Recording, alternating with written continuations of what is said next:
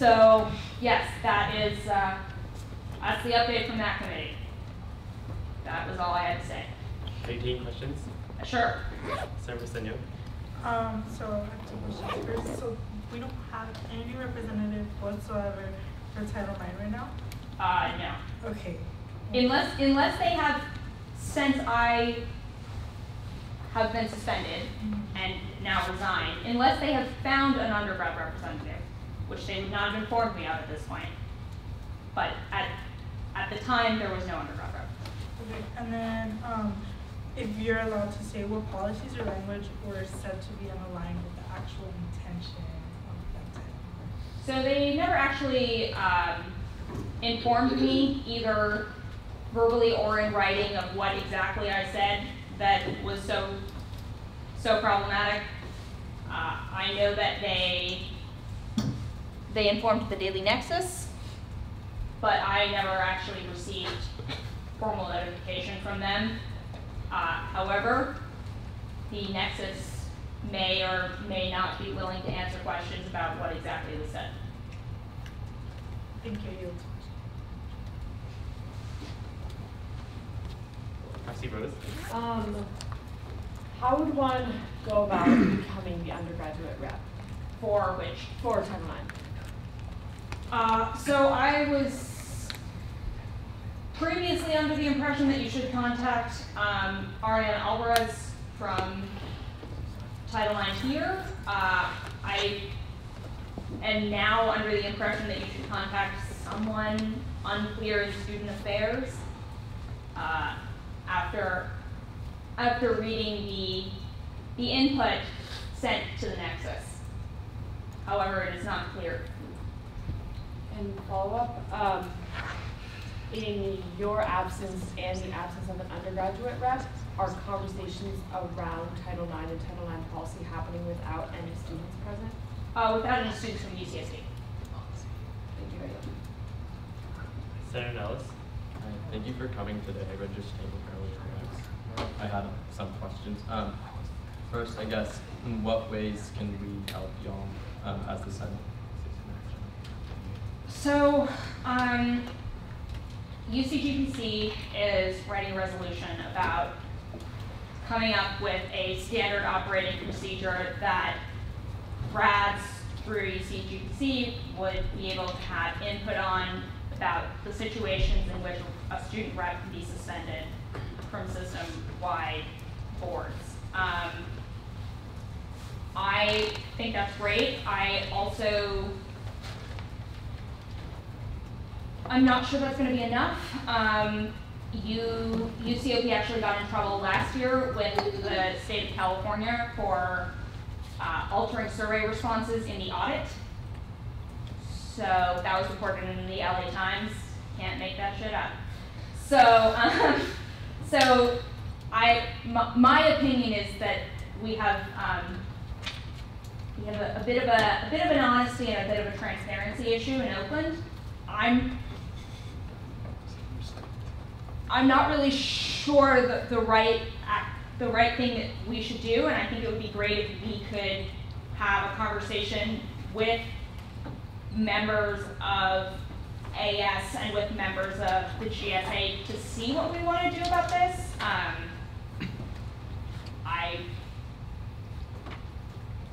Sorry. That's fine. Follow up. Can you remind us of your contact info? Yes, of course. I believe Steven has it and can send it out, but I can send it to him again. Or he probably has it. Thank you. I do. Senator Cadeo. Hi, thank you for coming. So my question is, how has these certain events impacted your academics, or have you felt that it's negatively impacted you? I would say it's making me fairly stressed, but unfortunately, as a public survivor, this is not my first rodeo with being retaliated against by administration. So I'm sort of just plugging through. And follow-up question: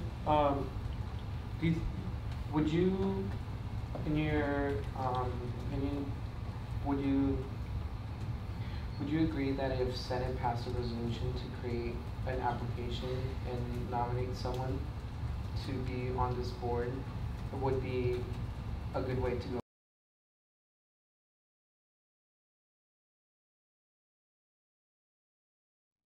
The way that these positions have been picked in the past is UCOP has had a hand in choosing who goes to these.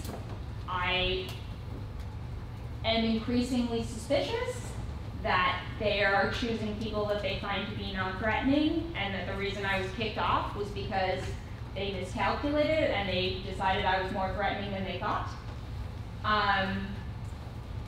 So I think it's definitely in the Senate's and AS's best interest to try to have more control over who you get to send.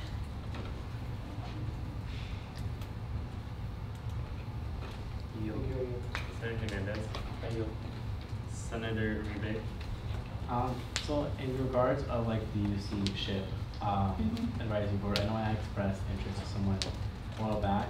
I never heard a contact back from. I'm sorry, was it Mary Ferris and she didn't contact you? I'm not exactly sure. It was like through a third person, and they were going to send that email out to, I forgot who it was, like Mary. I'm not exactly sure, but I was gonna ask. My question was basically gonna be like, do you know who I should contact like directly?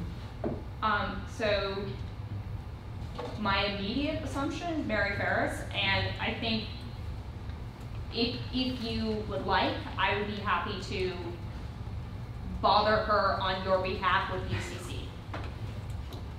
Thank you. Trustee Noah. Might have just answered this, but who from UCOP's Title IX office can we collectively bother to get more information as to why it seems like student voices, particularly from this campus, are being suppressed at the state level? So Suzanne Taylor is the system-wide Title IX coordinator. Chris Carava-Katz is the principal investigator and person who does not believe in science, in my opinion. That is an opinion statement, not.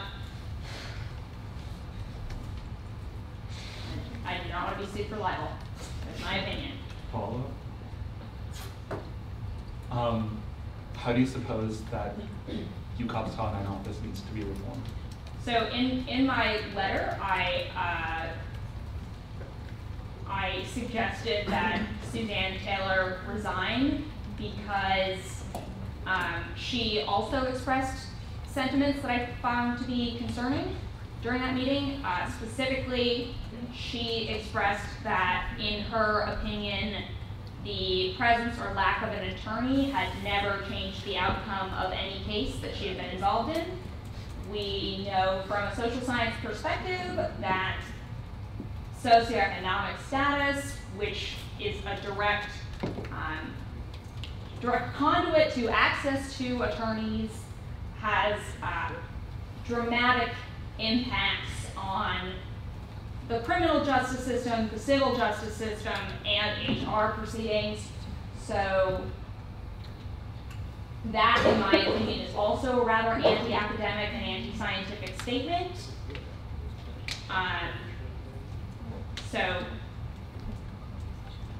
my hope is that she will resign and that we will get instead a social scientist of some kind, someone with a background in this field that is more scientifically rigorous.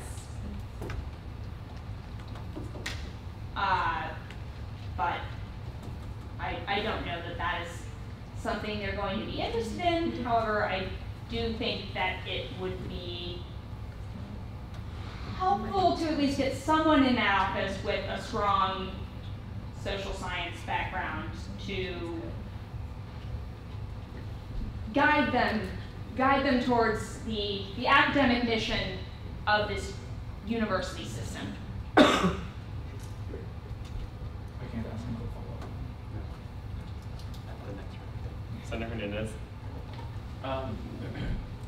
So for these UCOP meetings, is there any like minutes or anything to keep to like verify and keep accountability of what's being said in those meetings? So they are 6-hour-long meetings and the minutes are 1 page.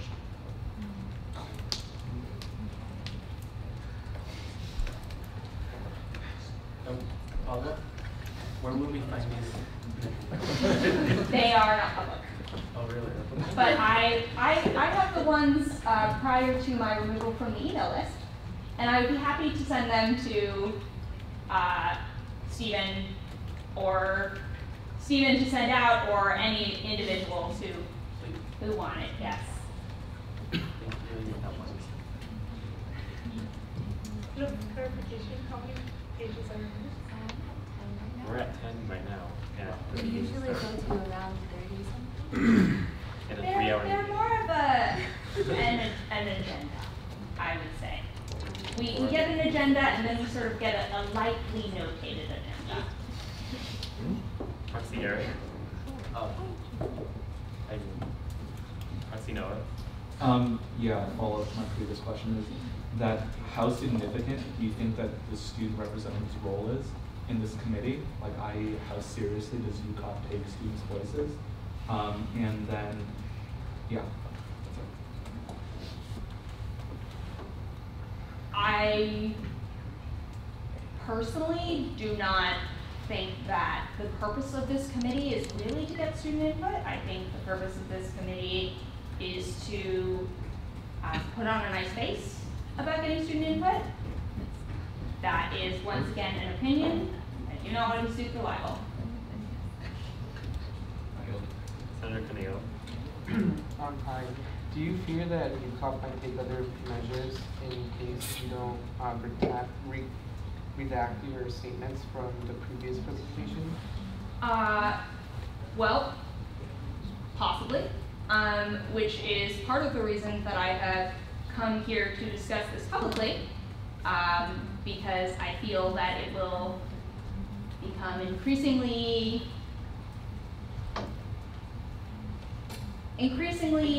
incredibly awkward, to quote one of them. That was what I was informed when I showed up, that it was incredibly awkward that I had come.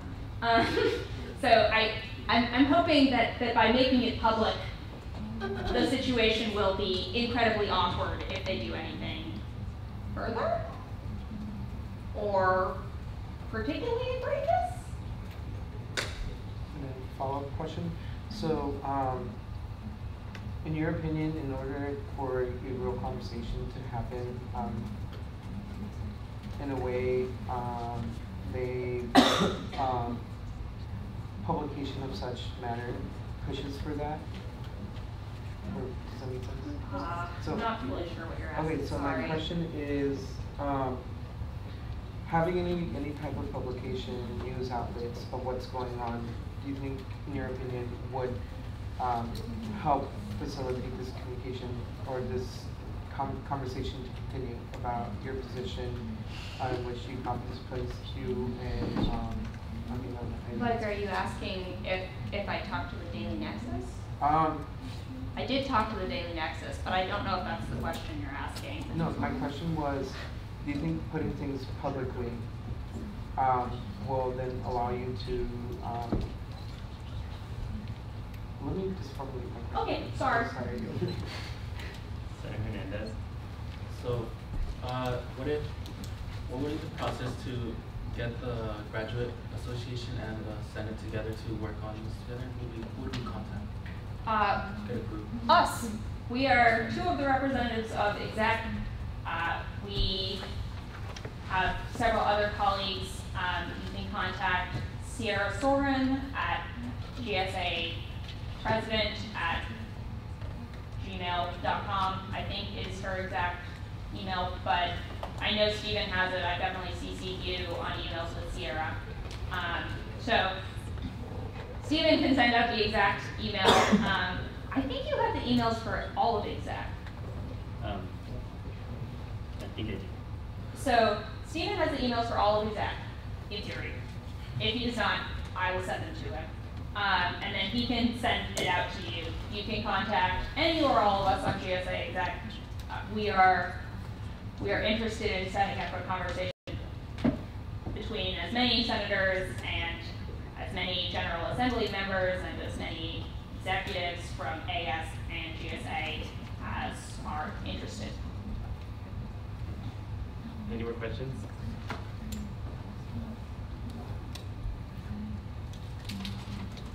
Thank you. All right. Thank you. Thank you all. Have a good evening. Thank you.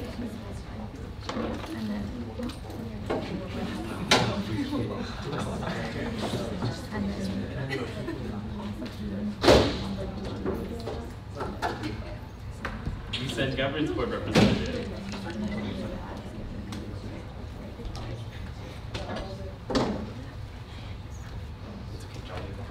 Hi, everybody. I don't need to say this, but as all of you may know, you all approved my appointment last week to the UCSB Governance Board. I'm officially the undergraduate representative, which means that I represent each and every one of you on the UCSB Governance Board. We met today for the first time. We will be meeting bi-weekly. Typically, but we'll be meeting every week for the rest of the quarter. The UCSB is a space that we all inhabit a lot, and there's a lot of good that it can serve, but it is up to the debate if it is doing that or not.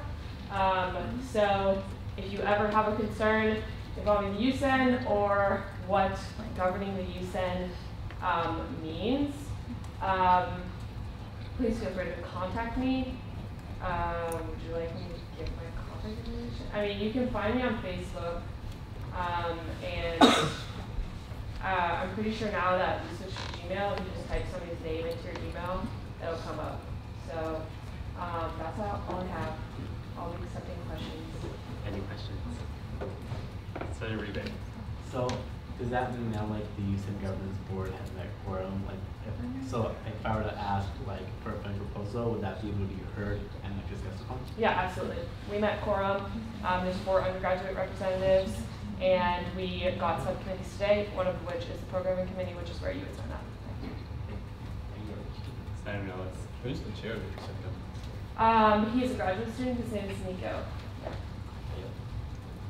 You have to be a member of the committee of the governance board for 1 year, and almost all of the undergraduate reps from the previous year graduated. So it's you serve 2 terms, or you can serve 2 terms if you want.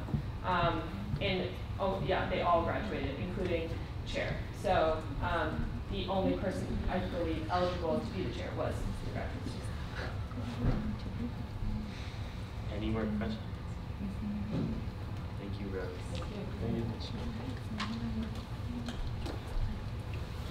IDCSD representative. Okay, moving on to new business. We have a resolution in support of making the reporting of standardized testing optional during the UC admissions process. Going to the first, Senator Tubian.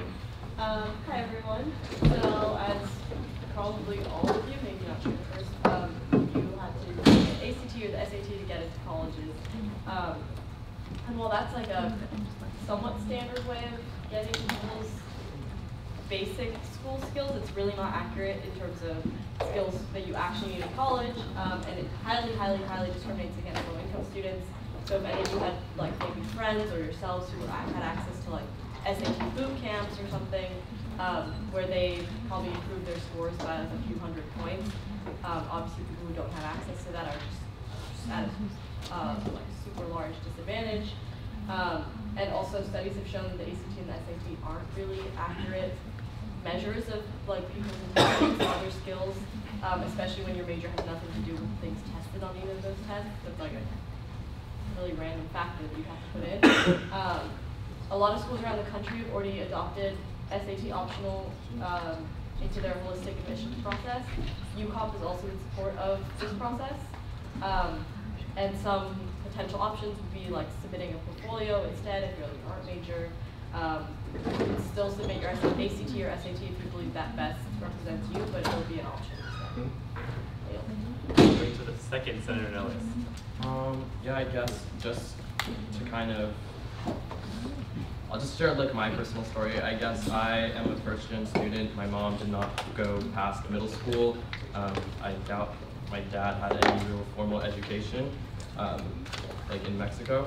But so I never had a lot of support in high school in terms of SAT prep or really even knowing the system. I would go to College Bound, which is a Boys and Girls Club service after school in my high school, and they kind of helped me with that. And so when I took my SATs, it was like the number was really bad. And so that really just put so much anxiety in me when college admissions was coming around the corner. I had done a lot in my community. I had over 200 service hours. I was really involved. But it just goes to show that ACT and SAT do not really, or I mean, aren't accurate, or I mean, okay. They do not accurately represent a student's ability. I mean, I'm sitting here with you all.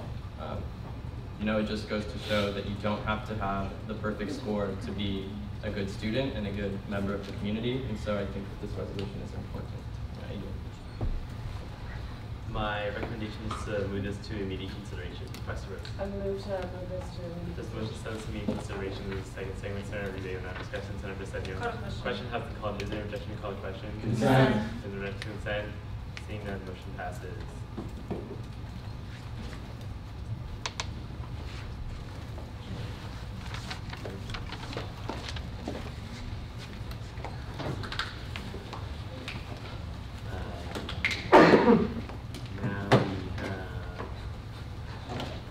A bill to update IBT legal code to include interns. Going to the first, Senator Cornell.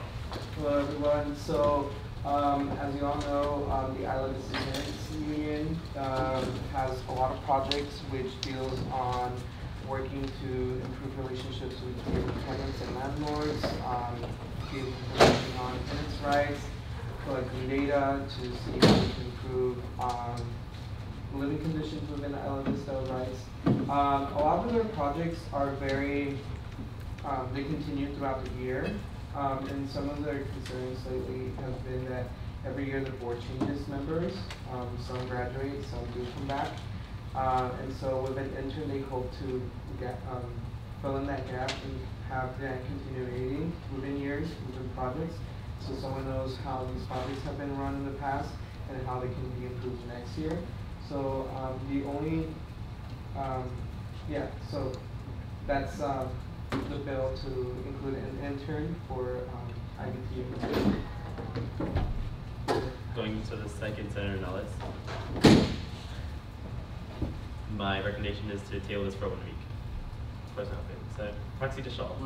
There's a motion to table this bill for a week. Is there a second? Senator Brin, point around discussion. Senator Chouan. Call the question. Question has been called. Is there objection? Call the question. Consent. Objection. Consent. Seeing none, motion passes. We have the fall 2018 special elections results. My recommendation is to table this for a week. Senator Briseno. A motion to table this. There's a motion to table this for a week. Is there a second? Segment Proxy Rose, no discussion. Senator Van Cohen. Call the question. Question has been called. Is there objection? Call the question. Consent. Is there objection? Consent. Seeing none, motion passes. Public forum.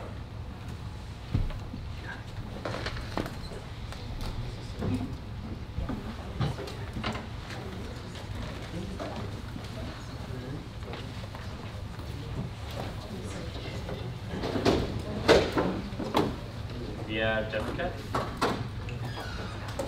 Jessica not here? No, I think she might have just stepped out. Amina just stepped out.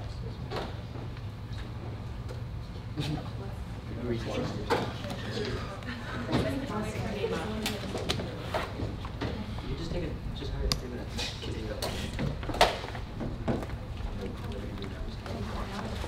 Wait, stay for the recess. Wait. Just don't. Take your seat. Just let it. Yes. Motion for a 5-minute recess. Josh and Mina. Yeah. Wait, are we allowed to do public forum without quorum? Okay, then we're just gonna sit here. Sorry. I just made a motion. I second you. Second motion. Yes, if you have it. There's so many voices right now, I can't hear. Oh, because if you're only on, in public forum, you can have no forum. That would be fine.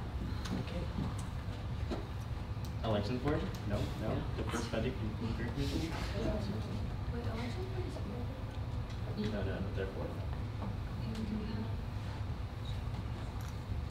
Okay. Yes. Hi. So I'm from Babanana Drama Club, and last quarter, Career Commission granted us $1,000 for funding, but we weren't able to get AS to reimburse us because they did not receive the paperwork from Career Commission. But however, they did give us partial reimbursement, so we have a debit in our account, and the rest of it cannot be reimbursed until they send money to our account. So I'm here seeking help from you guys to get $1,000 that we were supposed to get last quarter, so we can reimburse our members for their expense last quarter. Thank you. Does any member of FMB know how much they were funded when they first went there? I can check. Last year? Yes, but I emailed Career Commission and they emailed me back, direct me to speak to you guys to solve this issue. Senator Rebay. So last, because I was on the work commission last year, we funded about $1,000 last year from our money that was last year. So like, you know, our fund got renewed and whatnot. Something happened where, you know, I don't know what happened, but we funded them, it's in the minutes. They weren't able to receive the funding when they had asked for it, which is, I'm not sure how that happened, but so this was all last quarter, in spring quarter, so it happened last year. But the fact of the matter was that they were funded before the event, and they had their event, so they're trying to get the reimbursement. They weren't able to because I don't know what happened. Probably one of the old chairs, not sure, it's not a journal entry form, but that's still what it makes sense because I think they still check the minutes regardless. So so we have to probably think of this conclusion. Yeah, I would recommend taking it out for commissions because a budget is like it's been replenished. So like I don't think that'll be fair for them since it's looking at last year's budget, not this new year budget. But that's some info on that.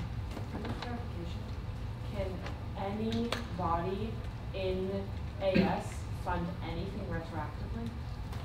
No. So is there a point having something? The point is that they were funded before their event happened last academic year. Last academic year. But they are not able to receive the funding this quarter. We tried to get the check last quarter, but no. And during summer, I was notified by the AS office, and they told us to speak to Career Commission. And this quarter, we got email from Career Commission saying that we should talk to you guys.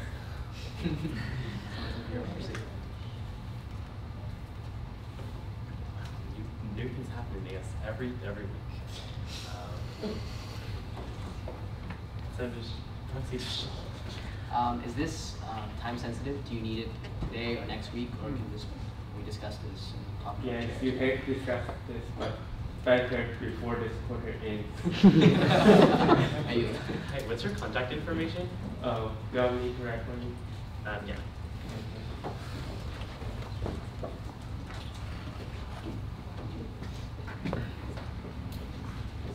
Okay. I think I'm gonna work on your case and then get back to you as soon as possible.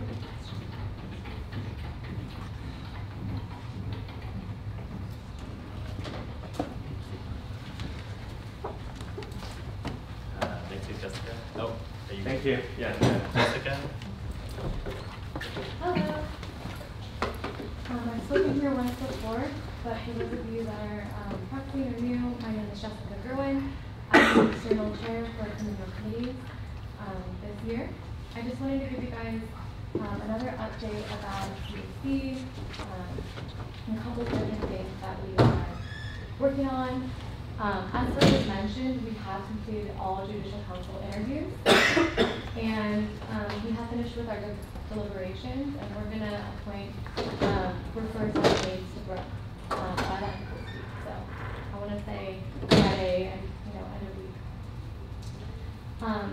Regarding Global Gaucho Commission, which is a new BCU on campus, we will have applications open for the chair and for the members of that commission within the next week. So if you guys know folks who are interested, please let them know to check coc.as.ucsb.edu because that application will be open. So if you know qualified candidates, please encourage them to apply. So I also want to let you know that we have our second event of the quarter tomorrow. It is called AS Info Night, and we will have a short presentation about what AS is and all the different BCUs that represent AS, and we'll have some of the BCUs come and talk and give a little presentation about what they're working on, and then we'll have a screening of Jumanji. I encourage all of you guys to come out, and also if you guys would let your chairs know that this event is happening tomorrow, which is Thursday from 6 to 10 at the San Nicholas Lounge on campus. So also to those of you at home, yeah, please come out tomorrow.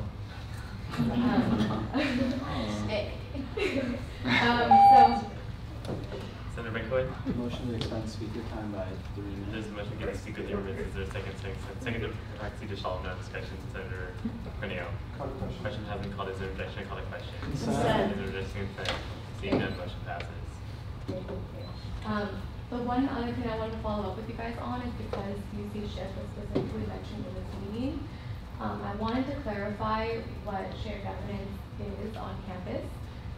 Shared governance literally means the sharing of governance between the UC administration and associated students. So Committee on Committees is directly responsible for making those appointments to all shared governance committees. So these are literally campus committees that are focused on different issues around campus, and as many of you know, they're super critical to have student representation on all of them. So the relationships between the people who are in shared governance, the chairs of these shared governance entities, need to be reinforced, and that's a project that is ongoing and we're working on. But you can view positions that are open on the COC website. Again, as I mentioned, they're going to be ongoing, but there's a separate tab called, there's AS and open positions, but then there's also shared governance, and that's where you can find them, including the position that was mentioned earlier tonight, the UC Shift Student at Large Health Representative, which has been open on our website. And people can apply for, and it's been open. I believe it's under a different name. It might be under Gaucho Health Insurance, GHI. So if there was some confusion that position was not open, it's just because the name of that commission was changed, I believe, this year. So yeah, so that position is the Gaucho Health Insurance Student at Large Representative position is open. It's the same position as the UC Shift Student at Large position. I'm not taking questions at this time, but if you guys do have any questions, I encourage you to come to my office hours. All of the COC members' office hours are posted on the COC resource tab on our website. Yeah, and please come and you can check out this service. Thank you. Thank you. Next is Isabel. Hi everyone, my name is Isabel and I'm requesting funding for an event. So I started the UCSB Innovation Council in the spring, and it consists of 8 different student organizations from all different backgrounds.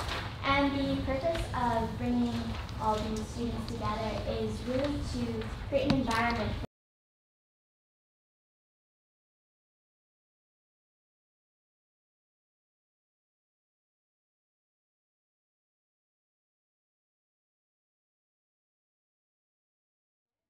or the image of the UCSB campus.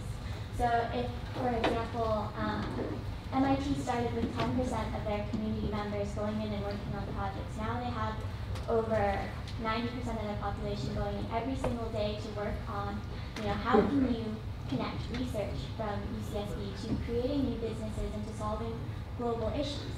And so this is something that I'd like to bring to the UCSB campus, which is connecting both our innovations in research to students who have the drive and the motivation to go out there and change the world. So this Innovation Summit is a one-day event to introduce students to what are some of the key global issues in health, in energy, in sustainability, and to connect them to graduate students whose profession is in that specific area. We also have speakers from the local area, from businesses, innovation at Sonos, and from how to ideate and connect different ideas from the different disciplines. So far, we have 30 people RSVP'd from all different backgrounds, from physics to biology to chemistry. And the topics that they're interested in are sustainability. How do you create a consumer economy that doesn't produce so much waste? And so I think this is a really great way to engage students. Motion to extend the speaker's time by 2 minutes. Does motion give the speaker 2 minutes? Second by Senator Adam, round of discussion. Senator Betancourt. Question has been called. Is there objection? Call the question. Consent. Is there objection? Consent. Seeing no motion passes. So this event is to engage students and really galvanize them to go out there and find their purpose and to solve issues. And a lot of people, successful business people, have come from every weekend in Isla Vista to really identifying what they're passionate about and taking that to the next level. Appeal Sciences is one example.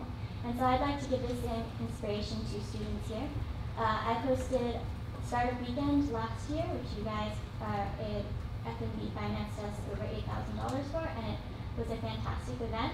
And this is sort of the key component missing in our business environment here on campus. It's that ideation part and connecting both research to the creation of novel ideas and executing them. So please take the funding into consideration. It's in a couple of weeks. And so I decided to come to the AS meeting today instead of the finance meeting next week on Monday. Thank you very much. Will you be taking questions? Yeah. Are you under an OSL organization? Yeah, the Innovation Council. Innovation.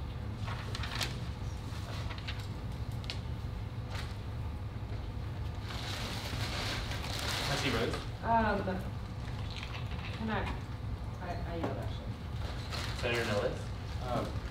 Can you elaborate what the posters will be used for? The poster will likely be used for advertising, just getting more awareness. We advertise on Facebook, and so far we've reached over 1,400 students. And so this would just be a more tangible aspect of it. Thank you. Trustee DeShaw? So you'll be asking, just to double check, for the venue, the food, water, trash, and marketing, Facebook marketing and posters? Mm-hmm. Just the bottom section. Yeah. I yield. Senator Hernandez? I yield. Senator Adam? Hi. So you mentioned some of the students that have signed up in their chemistry and biology and everything. Is this geared towards STEM students? Or would you say STEM students are mainly the ones who will attend? I may have misspoke a little because I'm a STEM major. I said those ones, but there's definitely a lot of sociology, econ. There's a pretty wide diversity, and I wouldn't say it's STEM or non-STEM. The topics are intended to have input from all the different areas. Okay, sounds cool. I wish you luck. There you go. Roxy Eric? I was just wondering about you say you're asking for expenses in marketing is $20, but you are requesting funding $30 from the Facebook marketing. I just wondering about the discrepancy.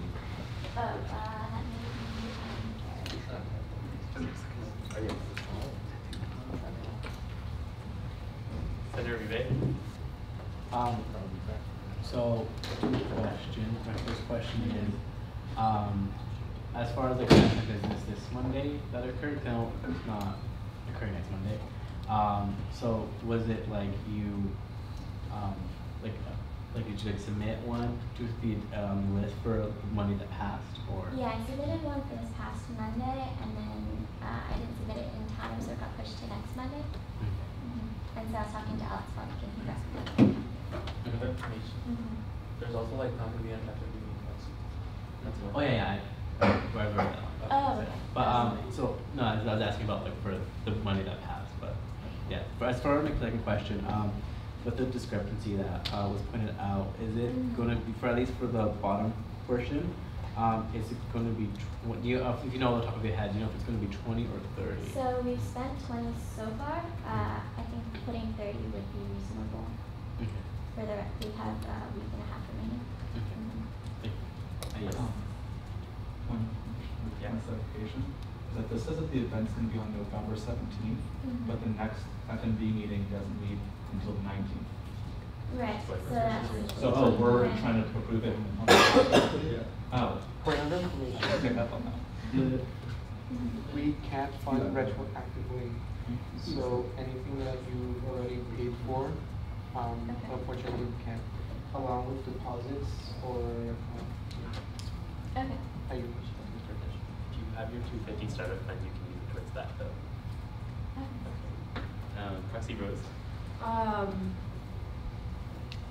This AS Water and Trash from Zero Waste Committee, that's a number that they gave you? I just got the quote back and it's 118. So I haven't submitted it yet because I was waiting to hear back from you guys. And do you have any alternative source of funding? Yes, so I got $500 from SoCal IP, which I'm using towards free t-shirts for everyone. And then I'm still waiting to hear back from Consensus on the exact amount they'll give us. But mostly we just need, Corwin and food and AS water and trash. Senator Corneo. Correct me if I'm right, but you mentioned that you've been funded. Correct me if I'm wrong, sorry. But you've mentioned that you've been funded in the past this year by Finance and Business. So that was for a different organization, and it was January last year. Proxy Deshawn. Is this event open to all students? Yes, it is. And also, what have you paid for already? Just the website and Facebook marketing and t-shirts. If you guys can't fund the marketing, Senator Nellis. The $30 that you're asking for the marketing is for additional marketing, correct? Or is it to? Let's forget about the marketing. Okay. I'm okay with I yield. Point of information, Chair, do you have, by any chance, an updated number and follow us on? No, but I do not think we have enough to fund us through that, though we do have plenty people in Senate unallocated. Another information. Also, there's non-AS groups can only spend $500 in food for the whole year. Just giving you that information in case you didn't know. Senator Toomey. Proxy Rose. So without the marketing, it would come out to 1,159, rounding that up, 160. Would you be comfortable with us funding you that number? Yes. Thank you. Senator Toomey. I don't think this is anything. Well, so now that you know that you only get 500 for food, do you think your numbers would change for what you're asking for? No, I knew that. Point of information. Can you remind us how to make a spontaneous financial motion?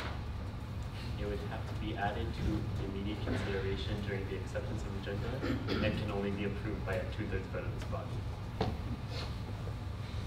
Not of the voting membership of the body, of the present body. Okay, thank you. I yield. That'd be possible.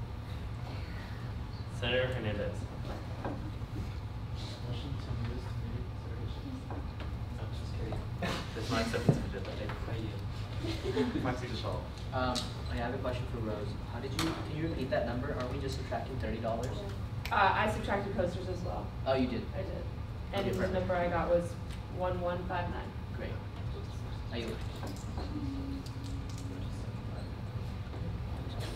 Any more questions? Thank you. Thank you. Can I get your contact information? Yeah. I'll email you.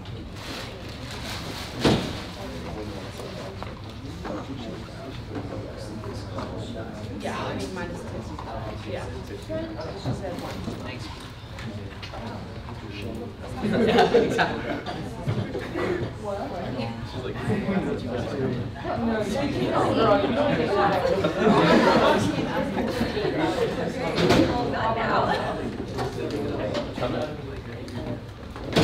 we have election board.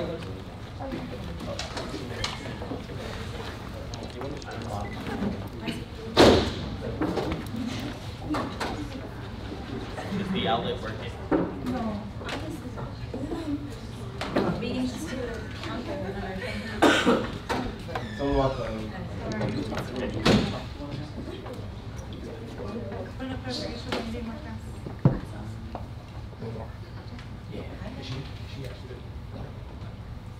Alright, so as you all know, Sunday, we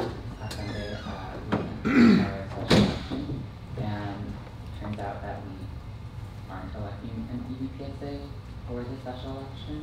The final turnout was 10.55%, and we have received emails from some students regarding the EVPSA position.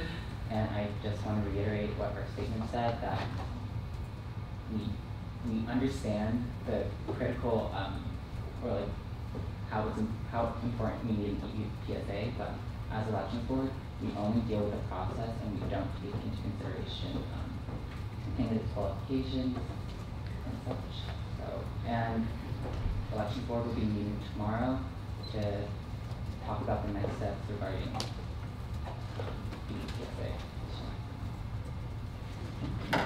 Any questions? Any questions? Dr. DeShaw. What is your plan of recourse, or do you have one, or would you recommend one for us? We're meeting tomorrow to discuss what's gonna be happening next. So I'm not entirely sure. As for Well, how do you feel about Senate rewriting legal code to bypass what just happened? To bypass what? Not bypass, but to fix the problem of absence. So does it go over our heads? No. No. Well, I can't put that on, so I guess. No. Oh my. The answer is no. Judio. Hey, you. Foxy Rose. Would you consider the absence of an EVPSA a disenfranchisement of the student body? That's a leading question. Yeah. Senator Nellis. What is the reasoning behind, this is in regards to the last minutes that we received. I believe it was the last meeting that elections board had. Why is there only the statement, the statement that went out to the rest of the university? Why isn't there other things that were discussed in that? The only thing in the minutes was literally the statement that y'all shared with everyone. So that was from our last minute meeting on Sunday, where we talked about the future of the university. It didn't conclude at that time having that meeting that you can, and we were just discussing what our possible options were. Yet we didn't. It was hard to get people on the phone, so we couldn't really we didn't really talk that much, and we just came up with a statement just in case that we didn't meet the voter threshold. Follow up.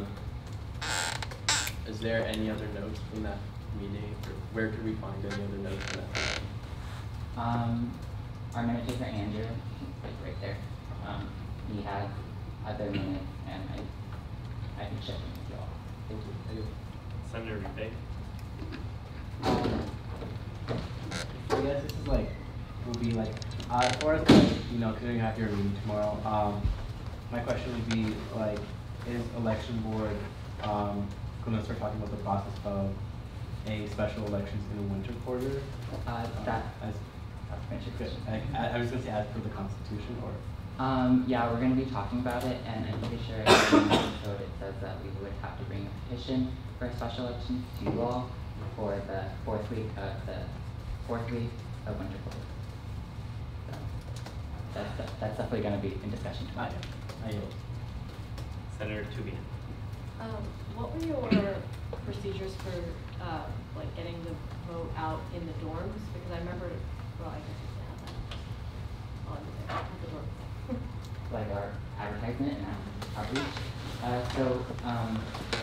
This happened earlier this quarter, where I tried to contact, I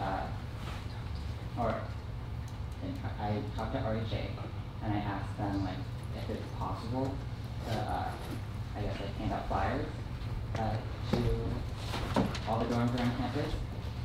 They said that hall council wasn't in session at that time, but I had to email ARD, and they pointed me in the right direction of just like using flyers that these residence halls. And before this quarter even started, Davis also had flyers positioned at every residence hall. It was a lot of like front desk stuff. Yeah. There wasn't like any possibility of going like door to door. Yeah. Because We couldn't do that. RHA wasn't set up for Proxy DeShaw. Hey again. So no going over your head. It's not what I meant to insinuate. I was talking about because you guys were following a process, and this is Senate that writes bills, right? So if I wanted to open up like a discussion of how you feel if Senate were to start amending that process, not to undo what you did, but to have a plan of recourse and how perhaps you would work with us if not me, everybody else, would write a bill of some sort as a plan of recourse. So I wanted to kind of open up that dialogue. I assume you're going to do it tomorrow. I don't know if part of this is a question. Yeah, I think most people would rather have guidelines than not when they're trying to do something. So I think in this sort of scenario, having something to go off of instead of us sort of be like, hey, we think this makes sense, we think this makes sense, we think this makes sense. Having something concrete, having something concrete to go off of would be, very helpful. So all the time to move it. And follow up, like, if we were to lower the threshold, for example, for a special election, that would be okay, right? I mean, I guess you're not an expert in legal code, but you're allowed to. Yeah, the way we came to our threshold was we took the average past two special elections. We reached out to multiple sources, and we sought them out, and they said they sound like a good number, it sounded fine, so we stuck with it. If you can come up with a better number, and I mean the majority of people here believe that that's a better number, then cool.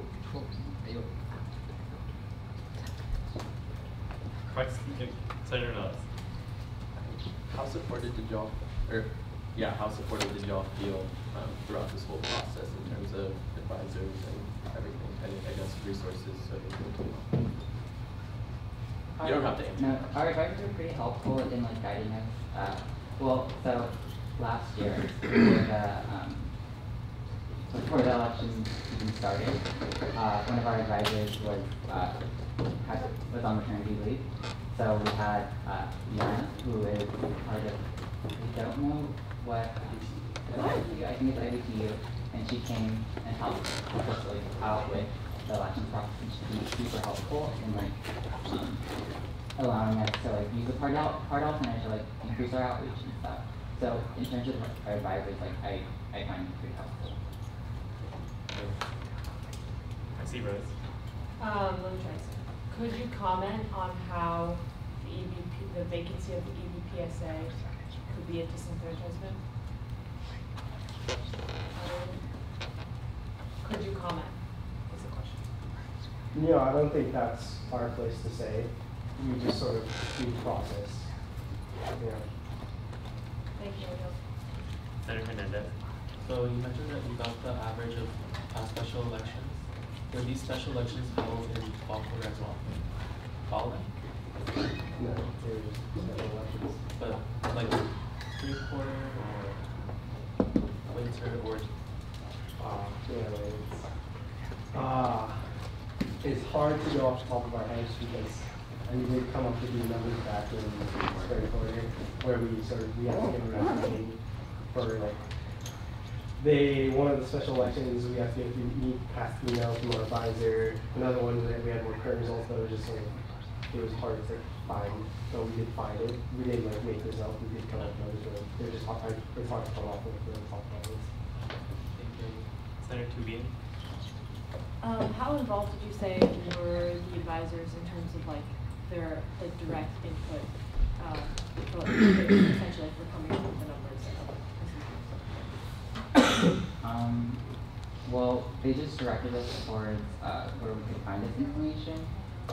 So Sean Lieberman, he had, did we about the special election? Sean, so we've been in contact with a lot of we have various advisors and various sort of individuals who help us out. Sean Lieberman is one of them. He's been here the longest out of anyone. And he provided us with a lot of information that helps because he's the one that does all the tech stuff for the LiveStream in the first place, so he knows a lot of granular details that can help us. Ruth Garcia Rivera, she's one of our advisors. She's constantly giving us input through messages, and so she's there at our meetings providing us input. Like John Paul previously said, Deanna Palm's birthday. She's basically was a constant with us almost like every day to every other day between the start of this quarter, end of spring. So she's been very helpful to us, and I mean, a lot of staff around AS in general has just been very helpful to us. So, Can I clarify that? Or does that have to follow? Are you asking a question? I'm going to just clarify my question. Yeah, like how direct were their actual suggestions in terms of like what you should actually do? recommendations. And a follow-up. Earlier you said you contacted different resources for their input once you did come up with the number. Who were those resources? We reached out to parties. We reached out to staff members. Staff members are just staff members around AS in general, like Maricela, Deanna, Cindy, Elena, who's up in the CAB office.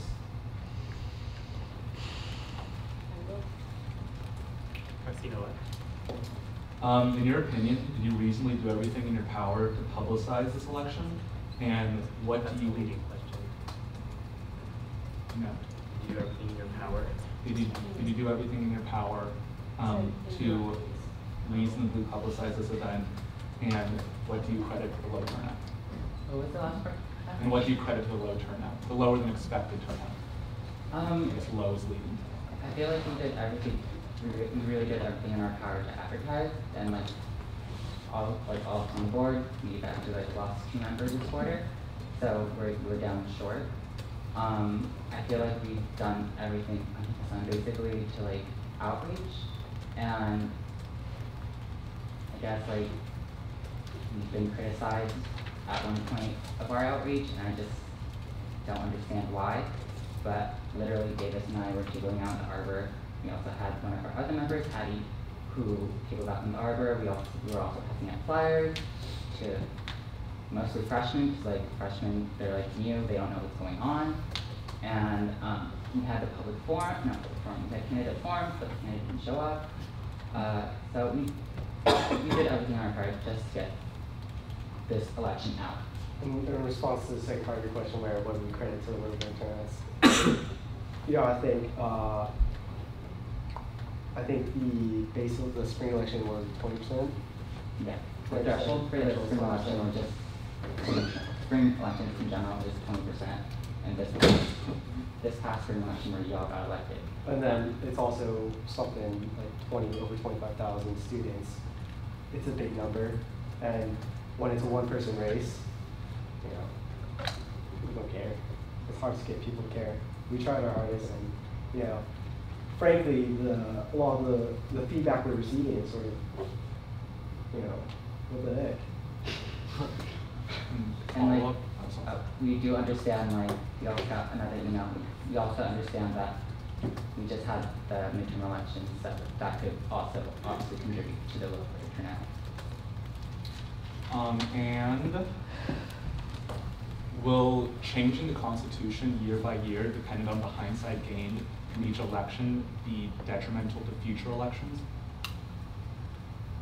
Yeah, every year we submit changes and revisions to the elections code, so it's been a process. And I mean, if you look at past spring elections, I don't know, it follows a trend that doesn't really correlate to this at all. I don't think it does. Foxy Rose. Do y'all do any follow-up report on what went right, what went wrong in the special election? Normally we go to town hall, then the spring election we'll go to town hall. This year, we're not really equipped for that yet. That's what tomorrow's for. So. Follow-up, in the event that you do a report, would you all be open into adding context to this special election, considering, my knowledge of the last special election that occurred, there was a ballot measure and a candidate at the very least, and the threshold was 13%. So I think, would you add context to this election?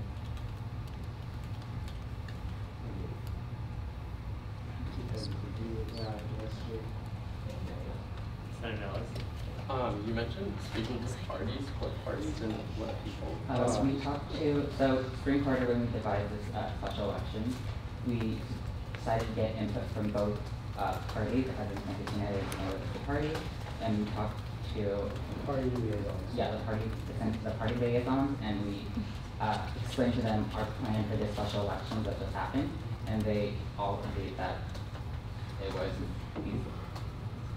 But obviously that it's different because that was spring quarter, this is fall quarter. Follow up? Who were the party liaisons? For Auto Vista Party, it was Alina Shoa and Livio Solis.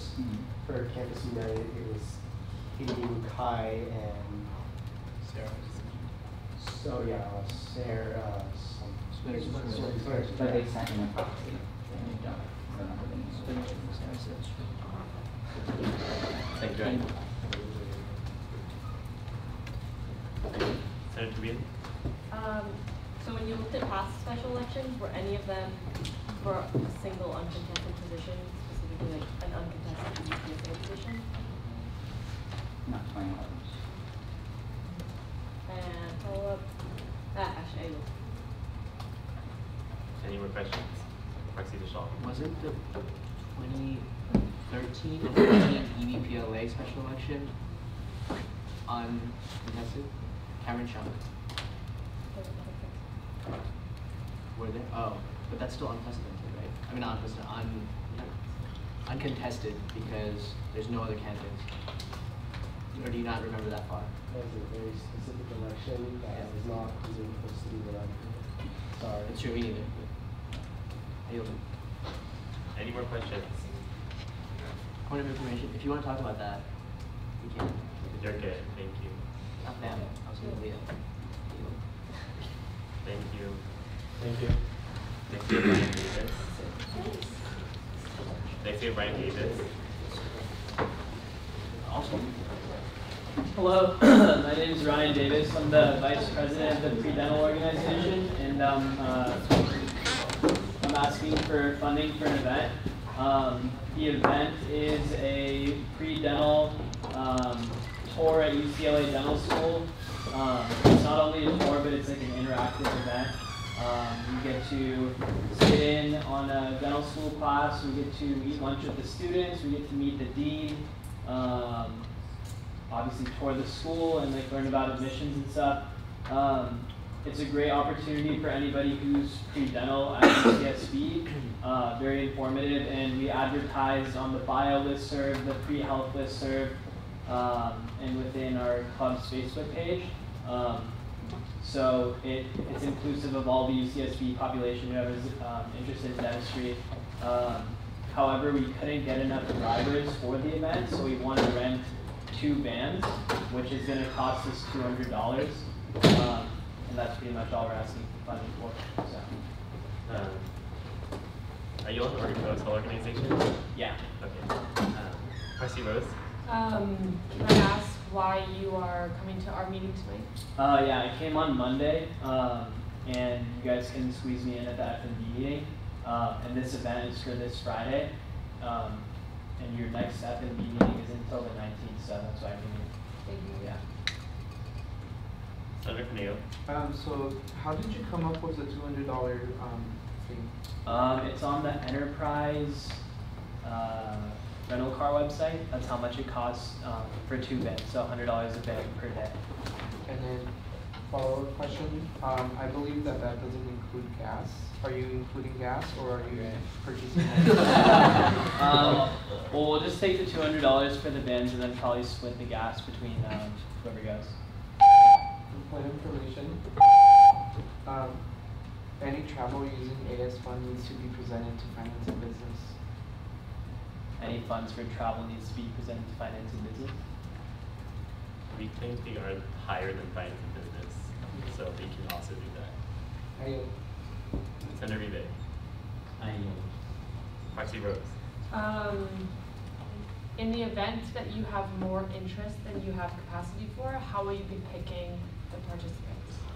Well, we have 2 drivers that could have drove, so we would do the vans plus them, and we would have enough space, but we didn't have enough space for everybody interested, just with the 2 drivers in their cars. So we have less than the van capacity interested right now, so we're assuming that 2 vans plus 2 cars should be able to fit everybody who's interested.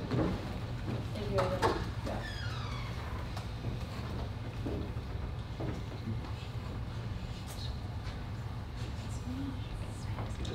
I yield.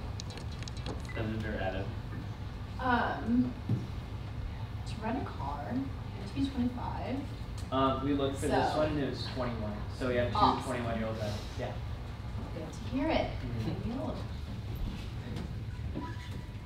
Proxy Eric? I was just wondering how many people are interested in going to the Right now I believe we have somewhere around 13. And the van capacity is 70 per van. Okay. I yield. Senator Nightfall? What other funding are you receiving for this event? No other funding. I yield. Senator Caneo? So now that you realize that you're just renting out the vans and not, would your $200 funding request change or higher, or you just? No, we'll just accept the 200. Yeah.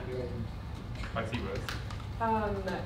Have you inquired about renting a UCSB van?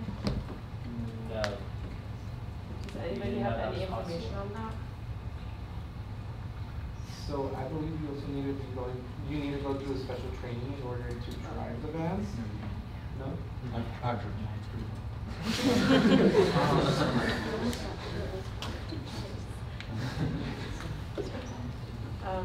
Follow up, would you be comfortable with us funding your group for gas rather than renting of vehicles? If we are looking right now at our policies and procedures, trying to kind of clarify what we are and we are not allowed to fund.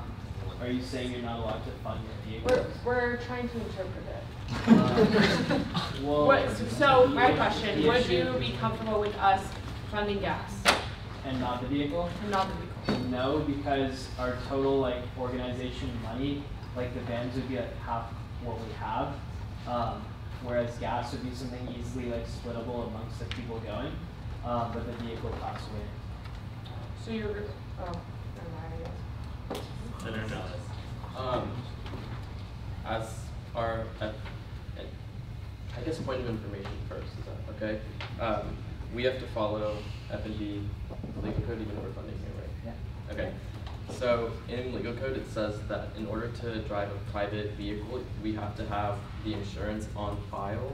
Do you know if that would be if y'all? The insurance of the rental car company or the driver? Rental car.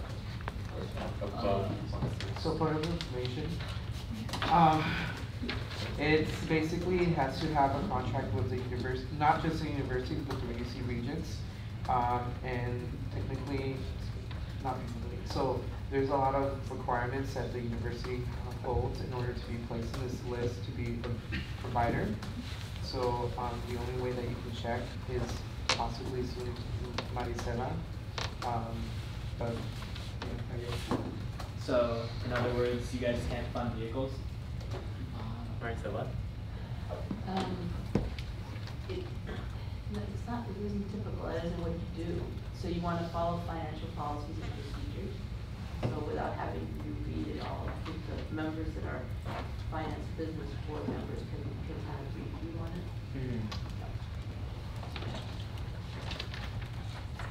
Point of information, yes. There's instructions in this, in our legal code on how to go about renting a car from UCSB and transportation. Can we just give it? That's my point of information. Are you making a point? It's like a question. You're on the list. Foxy Rose. Do you have availability to stay a little bit longer tonight and maybe let us do a little bit more research? Like how much longer? Preferably we can do this during our recess. Yeah, during our recess. Would I be able to give you guys like a phone number to call me at? Okay, I'll just do that.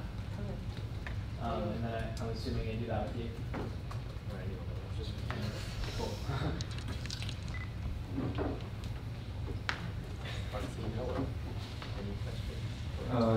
Yeah, on TPS's website, they give all the rates and stuff like that for their vehicles, which we can use that are much more inexpensive than the $100. Do you think that? I think we could just fund them. Yeah, I think Once they ask, and then it's better overshoot than undershoot. Yeah. Senator Senator Rebate. So I guess the main question right now that people are putting to you is the whole car rental thing. So if we give you information how to go about renting a van from TPS, are you comfortable with doing that?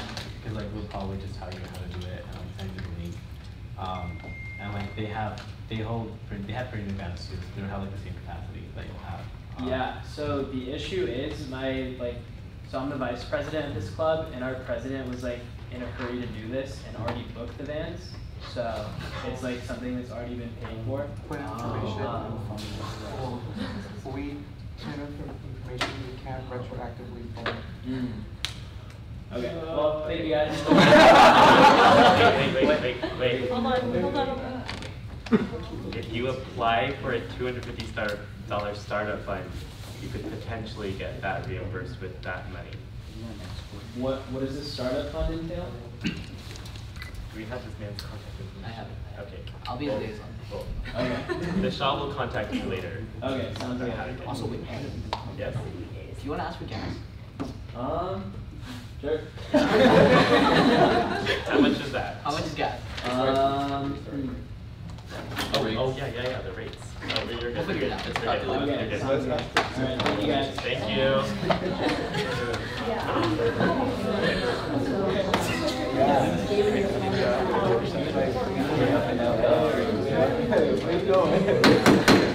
it out.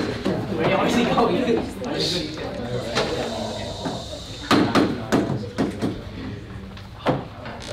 Now is Zaina.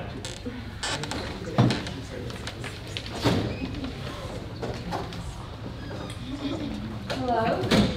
Okay, so I'm just here to talk to you guys. I assume everyone received the memo last week. I know that no one had malicious intent in calling a closed session. That's something I'm not. I'm not up here to like prosecute anyone because I'm here to help you guys make sure that you don't get in trouble by external things like states and attorney generals that are no longer me but rather California. So just to remind everyone, the Brown Act is an act that has to apply to literally every form of legislator. That includes both state, federal, national, and universities. So you guys are involved in the Brown Act. And in the Brown Act, it states that if you want to have a closed session, you have to have it on the agenda. Now, I understand that there was a closed session last week, and that it wasn't on the agenda, but then you guys included it in your minutes, and there's this kind of like weird thing going on where there was a kind of miscommunication as to whether or not this was a violation. I am not citing you guys for a violation, let me make that clear. That is not something that I want to put forth. I don't want to take it to the state. I don't want, because that's the UCSB thing, and we're not trying to take it to that level.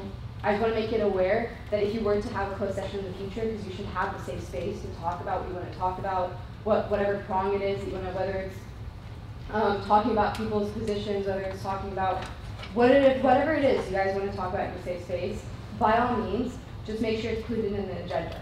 Now, you can't opt out of the Brown Act, which means that you have to follow the Brown Act, but you can make modifications in your own AS legal code. Modifications can include things like, instead of having to release everything within 24 hours, you can maybe give yourself a week to go over, figure out what you're going to release to the public, because essentially, I don't want anyone to get in trouble, I don't want any violations to incur, and so that is just what I want to be here to remind you. And if you have any questions as to like what the heck this legalese means, by all means, I'm here to help you answer it and fill in the holes that the AS legal code kind of has left ambiguous. Any questions?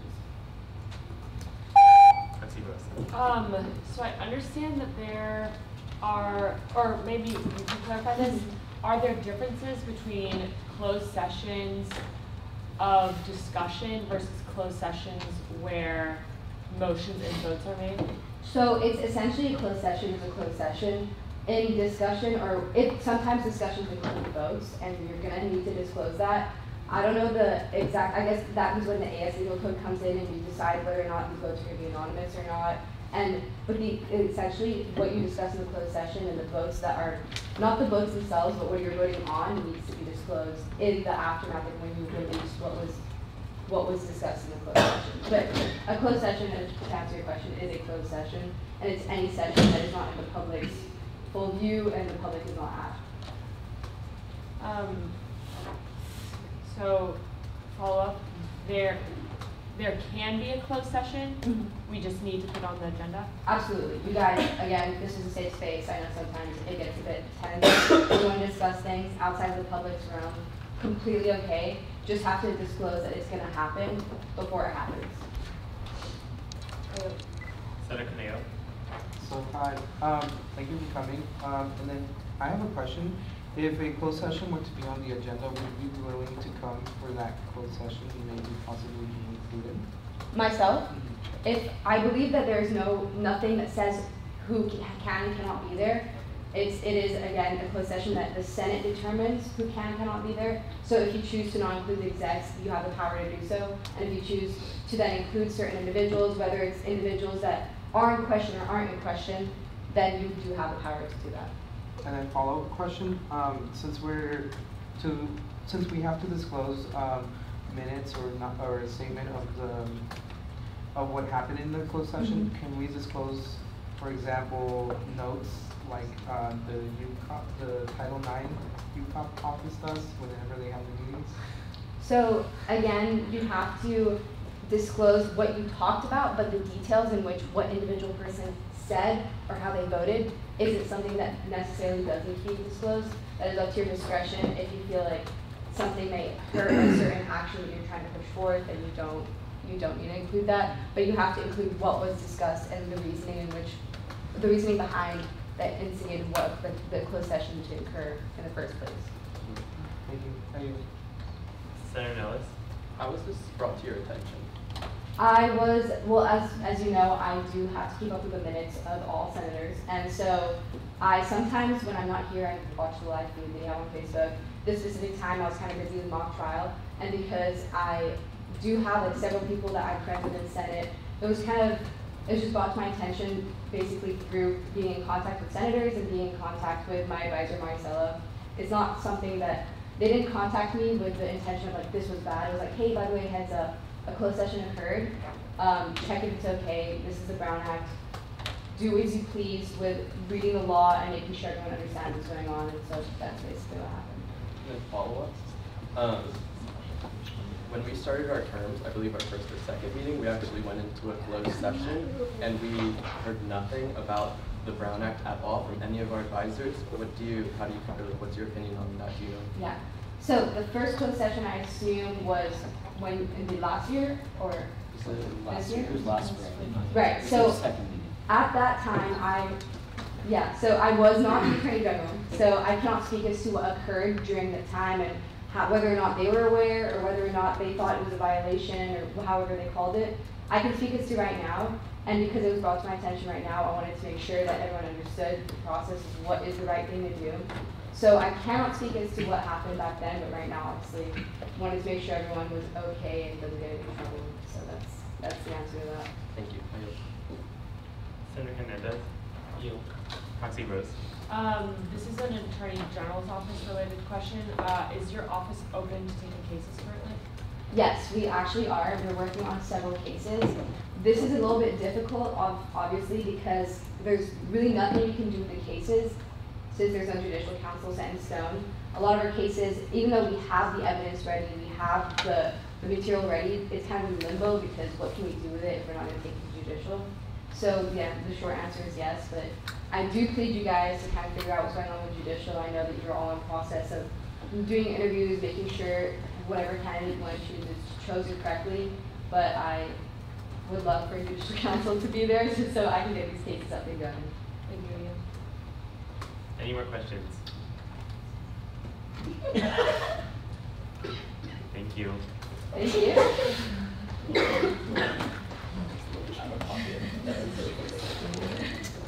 Is anyone else here for public forum?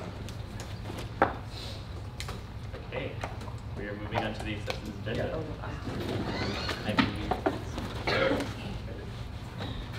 We have 2 funding requests. Yes. Taxi Rose. I move to add Innovation Summit funding request to immediate consideration. There's a motion to add the Innovation Summit funding request to immediate consideration. Is there a second? Second by Senator Beck for non-discussion. Senator Nightfall. Question has been called. Is there an objection? Call the question. Consent. Is there objection? Consent. Seeing none, motion passes. Senator Nellis. I motion to go into a 6-minute recess so that we can discuss the transportation. Oh, it's already done. We don't know how much to fund. Okay. Are you? Proxy Default. Motion to add the dentist group to immediate consideration. There's a motion to add the pre-dental organization funding request to immediate consideration. Is there a second? Second by Senator Nightfall. Non-discussion. Proxy Eric. Oh, I called question. Question has been called. Is there objection? Call the question. Consent. Is there objection? Consent. Seeing none, motion passes. Proxy Rose. I motion to add Baba Nana's funding request to immediate consideration. They didn't request funding. Funding mishap. I yield. I vote for this. I was going to deal with that. Senator Caneo. So questions to the chair, what's going to happen with I'm going to message the advisors in Unit C and ask them what's going on with that. Senator Ube. Question for the chair as well. My main concern is because, since we're commission funded last 3 quarter, I want to make sure it's come out of our helping us and unallocated. If there was a mishap, is that we don't know where to flip from? Because I think it would be unfair for a mishap on a side that wasn't for a new commission for them to pay the price for it. I will have to message the advisors in Unit C and see what they say. So I recommend.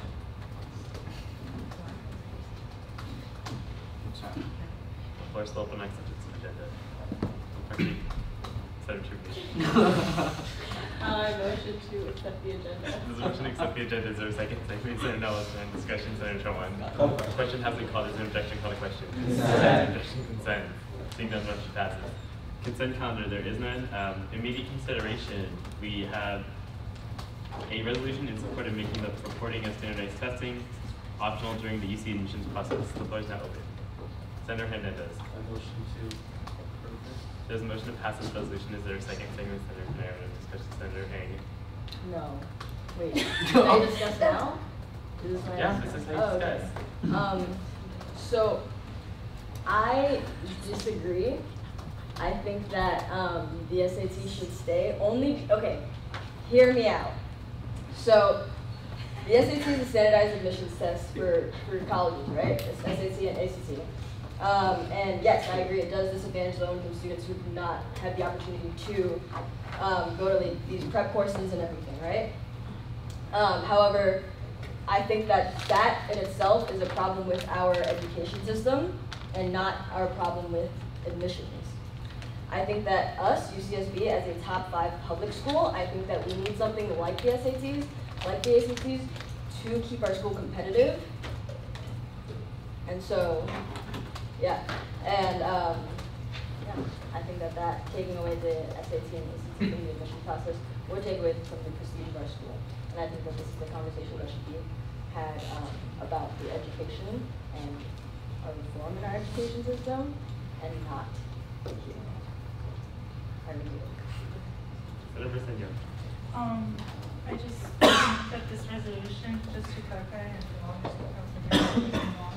is a resolution in support if this, because we can't decide as a Senate if we accept or don't accept the ACT, and like whether each senator decides to support this or not is on an individual basis. But it's in support of not keeping this. And again, this is a conversation that's going to be housed at the UC level, not at the UCSB level. So it's just saying we as a Senate for the student body support this. Personally, I think keeping standardized tests is wrong, only because if you look at other very prestigious schools, for example, Harvard, they stopped accepting the LSAT as a form of letting students into grad school. And a lot of schools have done this, as well as with the GRE. A lot of schools don't accept the GRE anymore because they're moving away from standardized testing in general. I do a lot of research on this because I do research in the education field. Standardized testing was created supposedly to help students become advanced, to help students who had special gifted skills, which in turn is problematic, excel. But what it has done is marginalized students. In turn, by marginalizing students, has set apart who is normal and who is quote unquote at risk. And doing this, I think standardized tests particularly do this. For example, I'll be totally upfront, I got a 1420 on my SAT. I don't think that's a good representation. I mean, my GPA was decent. And people from my school got into Berkeley with 1500s. Having a test like the SAT, I know it's been revamped, it's been changed, but the vocabulary and the way that this particular test is very targeted towards not being inclusive towards a lot of communities. And that's why I feel particularly the SAT and the ACT, the way they have been and the way they're structured as a whole, I think that needs to be something that the UC needs to look at, and we as representatives or our student body should be supporting this, taking away from the SAT and the ACT. Senator So first, just point before I add this, I think this is a really interesting thing to talk about, and I'm glad you guys have brought this up. One thing I want to say is, from my understanding with admissions, is everything you add to your application adds, it's points added, nothing you add to your application subtracts from your application. That's from my experience as a tour guide, not saying that's my support in either one of the directions. And then my question was, you guys something like UCOP supporting this, and you've had discussions with that. Could you elaborate on that a little bit more? Can I go now? So this bill actually came from the office of the UKSA. And they have already passed this sort of resolution at UCLA and Berkeley, and I'm pretty sure it should be cited on the resolution itself, but to be wrong. They've been in conversations with UCOP, who is behind this, because this effort is going on at schools across the country. So UCOP is sort of feeling it out still, but they like it. Deal? Senator Nightfall? I actually concur with Senator Amy. I completely understand the association that goes on between socioeconomic status and standardized testing. However, I think that one thing that might be a better idea, I know that this really isn't our decision, it is UCOP's decision, it's to potentially index the SAT and ACT scores based on socioeconomic status, or take that as a factor of consideration. I know that if you're an EOP student, you have the option to include your like household income and other factors such as single parent status on your UC application, which really gives people more insight to see if your standardized score gives better insight into your merit or into the conditions which you provide. Thank you. Proxy Rose. I know. Senator Camille. So I've actually had conversations with different, specifically with the chair of admissions, and we've actually had very insightful conversations. UCSB actually, the way that they go on admissions is they don't, since affirmative action is banned in California, the way they go on about it is they look into the student's potential. So by focusing on ACTs and SATs, you're limiting the potential of the student of acquiring a higher education, doing great things post-college, and improving their socioeconomic status. So what they do is basically they look into the potentials, what they've done in the past, what extracurricular activities, what environment they're coming from, what socioeconomic backgrounds, and how that would fit into UC Santa Barbara. So I would say by supporting this, you're further supporting what's already in place here at UCSB of this admissions process. So I do. Proxy Deshal. Okay, so I want to kind of share my own story about the SAT. Like, I also was at a 1500 with a GPA well above 4.0. And my standardized test score went up by 440, 50 points. I don't know, from like a 2-month program where I paid an exorbitant amount of money. It's very clear that money does help with this. That being said, I don't think that we should eliminate the SAT or the ACT because at the end of the day, colleges are competitive places and there must be some measurement. While I agree that sometimes the emphasis is put too much on it, there are other things that make it a holistic application. I think Senator Ang also said about how we should start in a different place as opposed to eliminating it, and then also what Senator Nagpal said about like considering different socioeconomic backgrounds. Also, a bit of a correction for Senator Briseño. Harvard Law is taking the GRE, not instead of the LSAT. They are taking the GRE, but they're not taking the LSAT. And also the LSAT is very different from the SAT and the ACT. The LSAT kind of has a more direct impact on how you'll do in law school as opposed to the SAT or GRE. I mean the SAT or the ACT. So I just kind of want to advocate probably not getting rid of this, although I understand the stress and the burden of this. Colleges do take everything into in a very holistic way. So, yeah. Senator Tubia. Okay. Just to clarify, the resolution, and like the other efforts, it's not to get rid of the SAT or the ACT. It's to make it test optional. So, like for students who did do exceptionally well on the SAT and believe that that's a good like piece for them to contribute, like they're more than welcome to give their SAT and say like, hey, look, this is how I'm doing. Also, not only is it just a big cost to like get prep for the SAT, you also have to pay every time you take it. And so some schools have fee waivers, but there's a limit still to how many you can get for a lot of schools. So like you can take it 1 or 2 times, and if that's the highest score you get, you can't afford to take it again. Like that's it. Also, the SAT originally was called the standard, and it might still be called the standardized aptitude test, I believe. Okay, so now it's not, but it was, and so it's trying to figure out your natural intelligence and your ability to learn based off of like questions on math and science and reading. And again, like I mentioned earlier, there are tons and tons of majors where a lot of those skills aren't even remotely required to succeed. Also, again, about the test optional part, there are still other ways, like numerical standardized ways like GPA and things like that, that will still be taken into account. And you can also, instead of the SAT, provide other sources of measurement for how well you're doing. It wouldn't just be like, oh, you just don't give us anything and we're going to go off your GPA and your essays. Like, you would have to submit some sort of portfolio or other form of measurement. Senator Nellis. To address the concern about this taking away from UCSB prestige, the other 2 UC schools who have already passed similar resolutions are 1 and 2. So they are ranked above us and they are more prestigious than us. So that's just that. And then, again, just to reiterate what Senator Tubian said, this resolution is just to make it optional, whereas I'm not sure exactly which one. UCLA and Cal, one of them passed a resolution to abolish it completely, and one of them passed it to make it optional. So this one is just to make it optional as well. And yeah, there's a lot of, I mean, there's a couple of facts in the, and citations in the resolution that y'all can read. I yield. Senator Petcourt.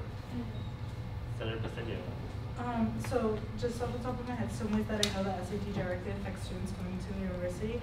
One, if you don't meet a certain SAT requirement, you're not eligible for student scholarships, particularly under EOP, which is particularly EOP is meant to help underrepresented students. And so that in itself is kind of counterintuitive. Secondly, particularly towards writing. If you don't meet a certain SAT score, you have to take certain writing classes, like writing 1 or writing 12, and those classes not only set you behind, that's not the language to use, but it's already they're not always an accurate measurement. We don't know how students do under standardized testing.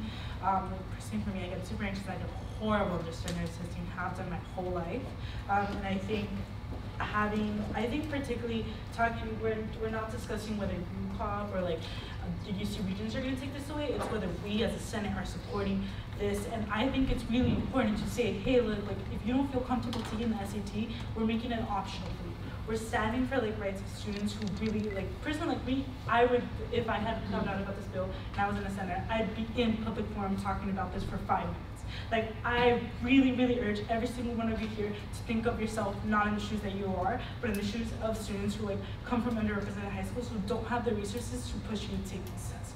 I understand the prestige and the tests and how tests are formulated, but right now the way tests have been formulated, we're under acts and ways of teaching that we thought were right 10 years ago, and what has that done to our educational system now? Like other senators have said, it's a problem with our educational system, but then why are we using policies and tests that were made under educational systems that ended up marginalizing students? I don't think it takes the prestige away from the school. I think it allows for more students from different backgrounds, diverse ways of learning, and new forms of learning in which we can teach our students to come into the university to really excel and give a different perspective to the university. And I think as senators, it's really important for us to understand the perspective of every student in our constituencies and fight for those students' abilities to come into this university. Proxy Noah. Well, Senator took the words right out of my mouth. I also want to reiterate what Senator Corneo said about potential, is that unfortunately these SATs and ACTs are a point-in-time educational test to see how you are while you're in high school, and I don't think articulate at all to success in college. They're a lot of times based on how you're doing in high school, how much you can pay to take the test and take those practice tests, I guess what they're called, or tests for it. Excuse me. So I think that, like has been mentioned before, admissions doesn't take your test into consideration to deduct points on you. If you see that it's bad, they just aren't having this part of consideration. There's only things that add to it. So if there are students, prospective future students that take the ACT or SAT, that are very proud of their scores and would like to submit those, that is something that they can still add to their applications, and it will be taken into consideration and added to it. On the other hand, if you do not want to take it, you can't take it, it's not going to be held against you. I don't think it makes the school any less competitive. You saw that this is something that NYU and Cornell already implement. Additionally, I'm pretty sure that when we keep saying fund the UC and that education is a right, it's not because we're trying to be the best public institution around, it's because we're trying to educate the most people and provide the most amount of high quality education. And I think this furthers that goal of providing high quality education to more people regardless of socioeconomic status. Marisol is actually an expert on this topic because she's organizer on this issue. Would you like to comment? Sure. So about 17 years ago, November 16th, 2001, we actually held a conference on this campus when I worked for the Academic Senate. I was the director for the Center for Faculty Outreach, and we held this whole conference about it. So there's no right or wrong to it. It's very, very debated, highly debated. In fact, we established this conference and we sent out a press release and people came from all over the world to discuss it. You could Google it, it's in there. I sent one link to Stephen, but my point is just that this is huge. It's a really, really good conversation to have. We actually have a leading expert on this topic. Rebecca Zwick wrote a book from the conference that I helped organize. And she's still, if she's emeritus, she probably still lives in the area. Like we could invite her to come and be a special, host a lecture. My point is also that this is really, really valuable debate and conversation, but there's a lot of data coming from all different directions. So the other thing is the campus and the system has for a long time wanted to decide maybe a different way or an additional way to the SAT. So I just wanted to add to that. After that summer, probably about 2005, 2006, I actually spent a summer with the Educational Testing Service and further worked on this. So there's a lot to it. So I'm glad that you all are debating it. There's not like a right or wrong. So it would be, if to the extent that you're really like energized by this, we could like recreate this. It's only been 17 years, so I still have all the concepts. Okay, so I just wanted to speak briefly because I work as a diversity intern in the Office of Admissions. So I see like a wide spectrum of like applications. And I will say that I believe that I understand why we have standardized testing, but I think now moving forward and just for the future sake of UCSB, that we should start focusing our efforts on what would be a better way to measure an applicant's like actual success, or what we determine would be like their best fit at a school. And I want to say like on the ranking system, even though we are number 5 like this year, we could be number 8 next year. You know, rankings are boosts, but they don't determine like who we are as like an institution. So I feel like just a question for you all to like consider. I think it would be interesting to think about what would be a better way to measure like future applicants, and what would best like show who they are as a person besides like a score on a test. Because I understand like why that is important, but I think there are better ways, especially now moving forward, that we can do that. Senator Hernandez. So I'm in support of this, but I want to share my like personal experience with it, with the SAT. So for me, the whole reason I had to get a transfer is because my SAT score wasn't as high. So the advisor literally told me I couldn't apply to any like UC schools. So just in there, like that's just problematic in itself. Like that you're telling students that you cannot apply to some schools because of their SAT score. So that was the reason why I had to go through like the transfer route. And a lot of students like around in those like, because I come from like a low income like community, and a lot of students had the same response given to them. Like they can't even apply to these schools. They can't go to them because of their score. But just like that shouldn't be like the reason why you should be able to go to one of these schools or not. Because I mean, look where I am now. I was like couldn't apply here, and I'm here now. So that's the T. Like there's not. It doesn't really seem to be like any good, merit to it. But that's what I want to show. I yield. Proxy Rose. I reserve my right. I recognize a lot of the arguments about the prestige tonight, but I also believe that there are very prestigious schools. My sister attends George Washington University, and they are test optional, and that is a very good public school or private school, pardon me, for a lot of different education pathways, for lack of a better word. So I think that, standing in support of this resolution will, rather than take us down in our prestigious ranking, will actually bring us up. And with that being said, I call the question. There's no motion on the table. We are. We're in a motion.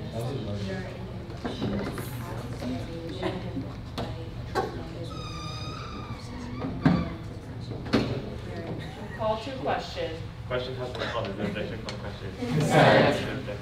Do Do you rescind your call to question? No. We're going to a vote to vote. Vote to vote. So you vote yes or no, there's no abstentions. This is not a vote whether you agree with the resolution or not, it's whether or not you want to end discussion and vote on the document. Can you clarify what yes or no means? Yes means you want to vote on the resolution.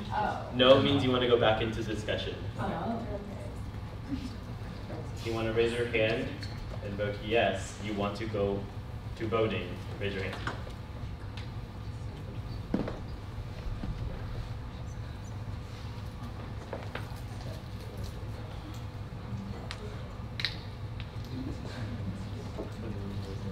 No's? Abstentions? Wait. 21-0. We are going to be taking a hand vote on this resolution. So now there are abstentions. So vote yes, you want this resolution to pass. No, you do not want it to pass. And abstain, you side with the prevailing side. An abstention basically means you rule with the prevailing side. So, is everyone clear on this? Yes. That's what an abstention is. Abstention means you not. Yeah, so you rule with the prevailing side. Is everyone clear? Yes. Voting yes, you want this resolution to pass, please raise your hand. Yes?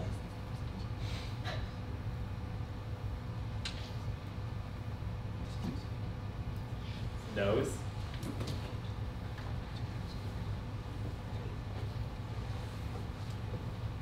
Abstentions?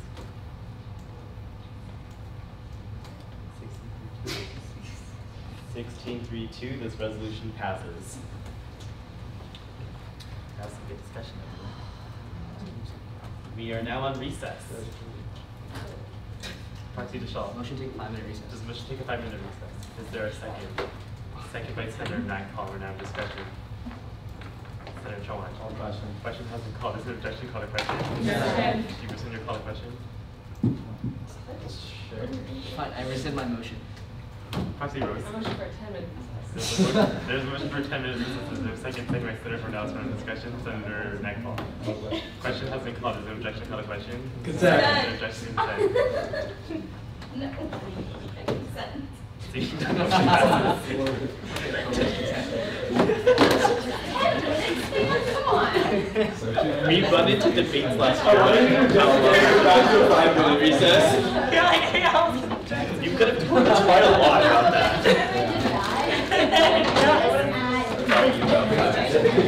We've literally gone into like continuous discussions on whether or not we have to go for 5 minutes. From my experience, oh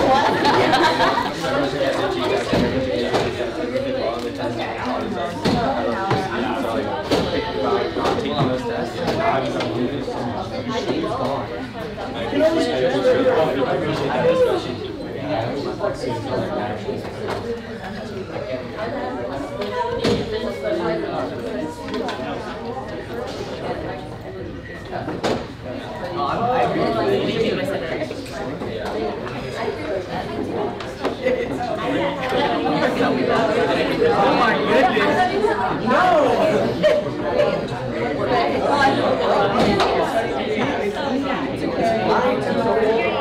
oh yeah. Oh man. What do you mean? This is mine. You found it. I could have found it too. You could have easily found it. Only one's open. City council, 2 out of the 3. My dad is on city council. I mean, like, And then, yeah, 2 out of the 3. For internal. Yeah. Okay. At 16. Yeah. We're meeting tomorrow. Okay. Sounds good. Claudia Villarreal-Pena, who I voted for. She's awesome. Bob Egler. When I want you to do a follow-up with And then I voted for Justin Rice, but he's yeah, when yeah, and she's like, I want you to, yeah, follow up on the resume. Where are you? Resume. Oh, yeah. It just makes you just show yourself. So I got this one. Yeah, that's true.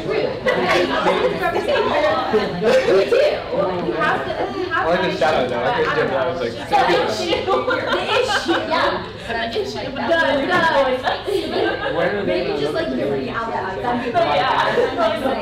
was lucky. I just don't think it's anybody's best interest, really. And then you're like, it's like really exhausting. Like my dad, there's so much. Given he's like a tryhard, but like not regular, like a 19-year-old, like take a chill. Ed Jones, this is also the third time you get it. One third time. That was never seen it.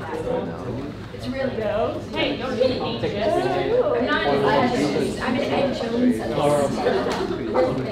I just feel the price of it.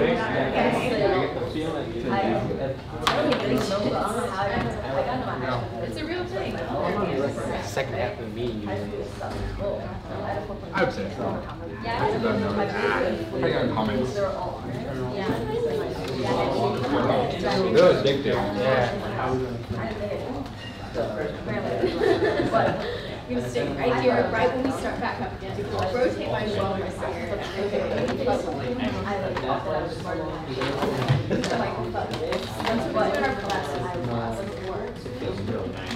Yeah, I know.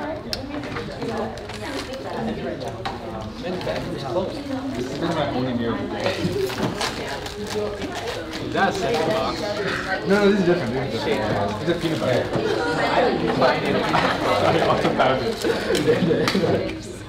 I threw away other stuff because it was like going bad.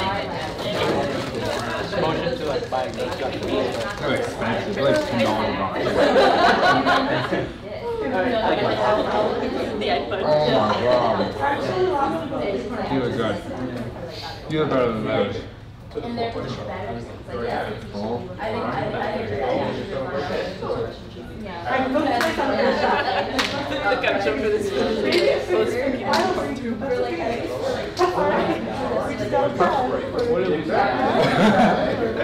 Literally, I just like got this sugar rest because I wanted to have this.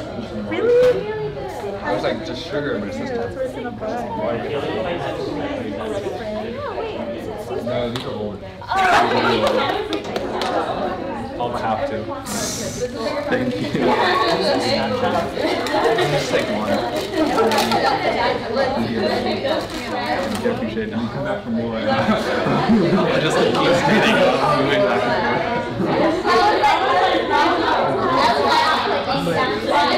Yeah, that was the same. Yeah, they do, but the peanut butter. Shut up, my dog. Is that Girl Scout cookies? They're old though. They're not that usually.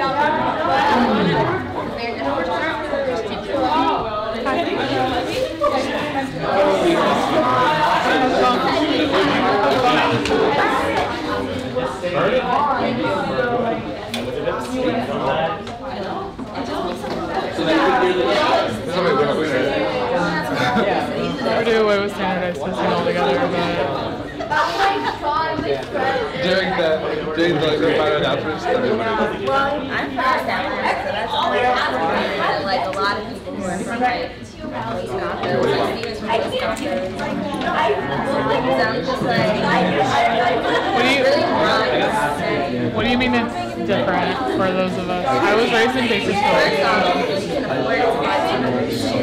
Okay.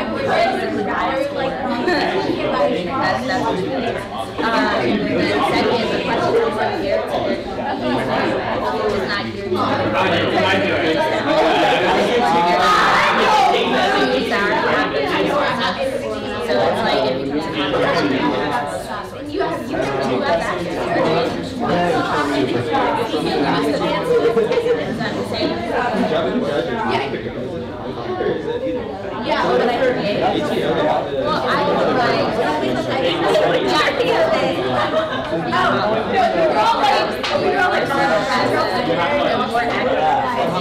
I was like,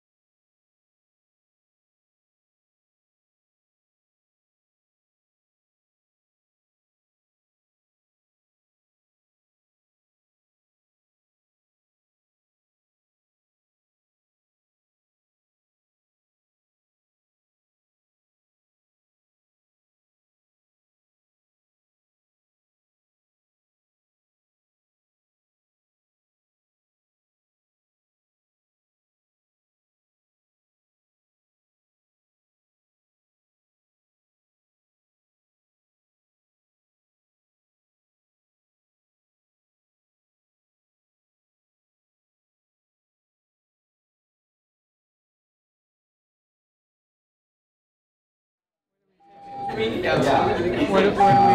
hit the ground, you know? I'm good, thank you. Really good.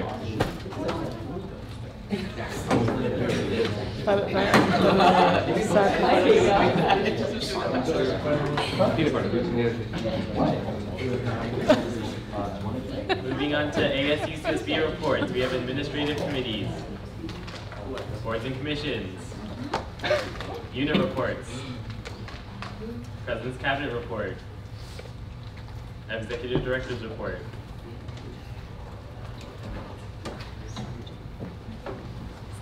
Hi there, how are you all doing? Good. 10 minutes. Good chance to catch up with any of you. I have some copies of my report.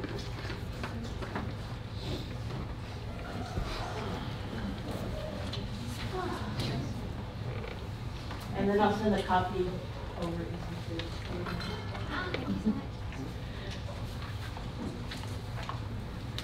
So, just to go over my report, I just wanted to start out with a couple of shout outs for the folks that organized this Trans Joy event and the supporters for Survivors last night. That was pretty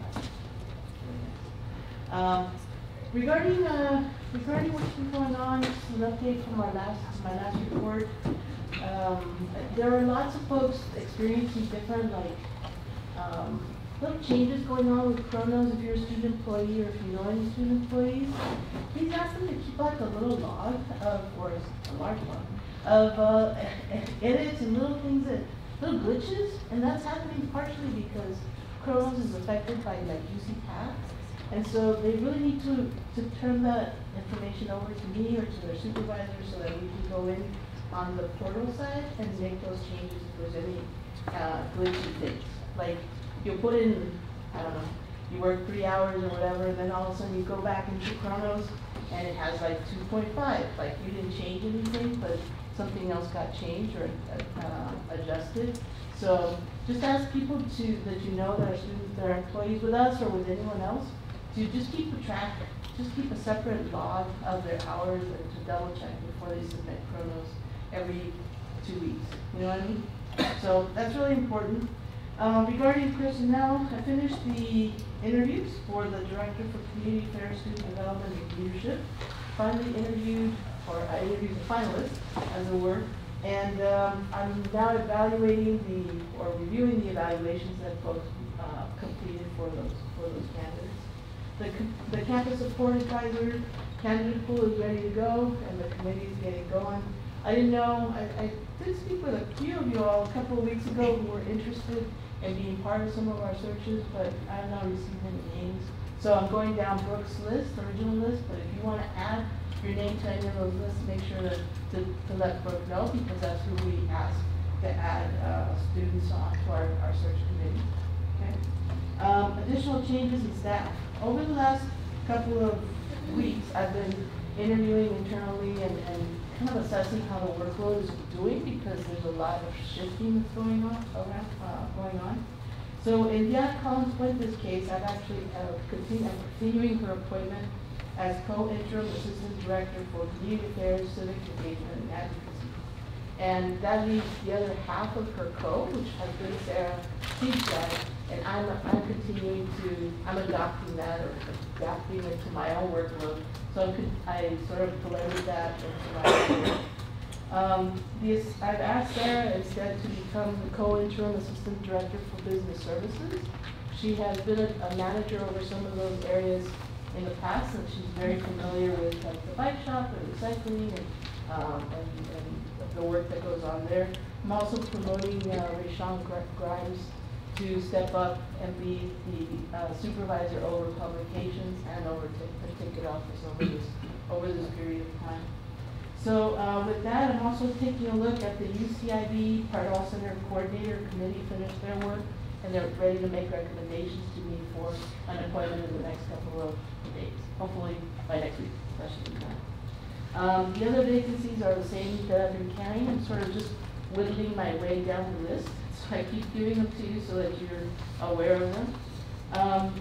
Regarding the implementation of different ideas or issues, I had shared with you that we have an open house that's pending that was coming up for this week, but unfortunately, Vivek broke his ankle. And Vivek is the attorney that comes to UCSB from UCLA, and we're going to hold up on an open house for those services until January. So it's not going to happen this Friday as expected. It's going to be happening early January. Hopefully his ankle will be a lot better. The special elections, as you've already heard, they concluded this past Sunday. Going on regarding other issues, I brought up, or it was brought to my attention last week that the AS website is out of, it's not updated. And so I've spoken to the leadership of your Senate. I've also spoken with my staff, and they're really ready to come together with a group of you all, if you'd like to kind of come together. Spoke with Senator Cornejo yesterday, and maybe today would be a good idea to get a few of you all interested and trained, and so I could kind of put a committee together and put a meeting together to kind of get that done all at one time. That's the idea. Regarding staff directory, I did receive a question from you all last week about that, and the answer when I brought it up to web development team is the reason we don't publicize specifically the emails of staff and students on our website is that we were the target of a huge spam effort. And if we were to do that, we would receive that same attention again. I think each of us would get 75 to 100 random spam messages. And any of you all who were involved last year or the year before, it was just a deluge. And so now they protect us by having this web form as the intermediary, and so that all of our email addresses can't just get scooped up and sent random messages to us. I know the business services area is kind of being introduced or slowly connecting up with the controller's office, which I think is going well. I've invited Joe Penn to hopefully come next week to the Senate so that you all can meet with them and kind of know about what's going on with them. There are a few updates since I'm personally supervising business services that you should be aware of. The AS recycling team is ready to buy a new bike, which is a first. The ones that they use all around campus were specially welded together, and they're kind of falling apart. And so we finally found a vendor that we can buy one from, and so we're buying one, see how it works, and then hopefully buying another one after a quarter or so. I mentioned last week that the food bank has refrigeration, but we're having a hard time with one of the refrigerators. It never really worked well. And now there's a second one of the three that we purchased that is also malfunctioning. So we're trying to take care of that and either replace them or get them fixed as soon as possible. I do want to let you know that this past week there was another incident at the Pardall Center which entailed a member of the general public, not a student, that was fairly disorderly in the Pardall Center. It was called to his attention. He did not comply with very specific orders, and then came back with a fairly threatening email directed at Diana, our staff member, as well as to your president, Brooke Capel. And so we had to file a report late last week on Thursday, and then we followed up on Friday to identify this individual and kind of follow up with who he is. We didn't have an actual proper name for him, but it's been followed up, and I think finally we identified the name. It's fairly kind of shook up by it because it's something where we want to work with the general public, but at the same time these issues keep coming up that are fairly threatening. So it's very hard for staff and students to be able to continue to work the Pardall Center in the way we have. So we're taking a look at that and definitely working with UCPD to see what other measures we could take place. For about a year we've been hiring a CSO that works at the Pardall Center and provides some level of protection that way. But it just hasn't been enough in the past few months. So it's just as a Senate, you really need to know about that. In collaboration finally with collaboration with the bike shop, moving on to another topic, and the leadership with the student group that works at the bike shop, we are working with the president and the campus leadership to kind of take a look to see if there might be a way to permanently place the bike shop in a particular location. In its current location, it literally is slated to be moved when a new building is kind of drawn into that specific site. And that would be very disappointing because you all have invested many, many years and a lot of dollars into the bike shop, and it's very much needed. So it's one of the things that we do have funding for. We need to try and find a permanent site for us. Senator Nightfall? Motion out 5 minutes. Motion to speak 5 minutes for a second, seconded by Senator Cornell for discussion on CRA. Question has been called. Is there an objection? Call the question. Consent. Objection. Consent. Seeing none, motion passes 5 minutes. My only other bit of news is that I'm going to be attending the retreat with the execs in the next few days. I also will be working with IDEAS and with SASA in the next couple of days to kind of work on upcoming issues. With the issue with IDEAS, is that I think I brought it up last week, is that there's a resolution that a prior Senate actually authored. In fact, it was Senator Ho himself at the time that put together a resolution that actually initiated funding for IDEAS or undocumented students to have an attorney here on campus. Well, resolutions expire after a year, so we need to reinitiate that to be able to move that on. Additionally, in working with Don Perry, your attorney that was doing this body of work, it's been brought up to my attention that there's a lot more work than was originally known or thought of. So I'm going to invite him to come to Senate, if not by the end of this term, early on next term, to talk with you all about potentially some more hours, because he's only one person, and it's kind of like a lot of shall we say, referrals and issues that have come up to his attention. So pretty much my report. Do you all have any questions? Thank you for coming. I posed this question to the Attorney General, but one thing that I was just kind of confused about is why when the first time we went into discussion, or a closed meeting, early into our Senate term, none of us got any notification of any Brown Act having to do with that, and this time there's this whole big thing and it's being written about and there's a nexus and stuff, and so I'm just kind of confused why we weren't notified about that and the rules regarding that. I have to look it up, but I believe what the chair did at the time is comply with the Brown Act by orally discussing what it was that was discussed, and so that it was complied with. Prior years, we tried to do it this way, the way the Attorney General is describing it. If it's agendized and then it's followed up with minutes, then it's a regular part of your work. Follow-up? How many positions are you currently undertaking that aren't, the position of the executive director? So interim positions and other things that you're currently doing? My own job? I'm doing my own job. Right. And then I've taken on the responsibility over a body of work that's usually assigned to the assistant director for business services. So that's what I was just describing. I'm passing on to someone else, and also the assistant director for community affairs. At the present time, I've passed a bunch of that over back to Diana, and I'm going to hold on to supervision of a couple of staff.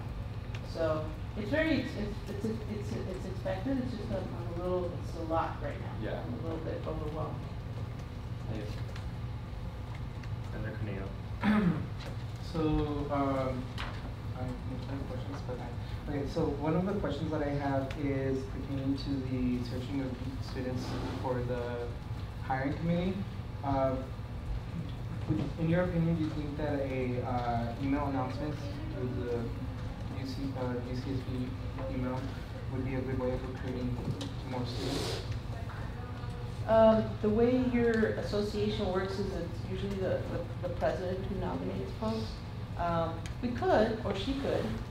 Right now we have a list, I don't have any senators sitting on it. So that's, a few of you all had indicated that you'd wanted to do that.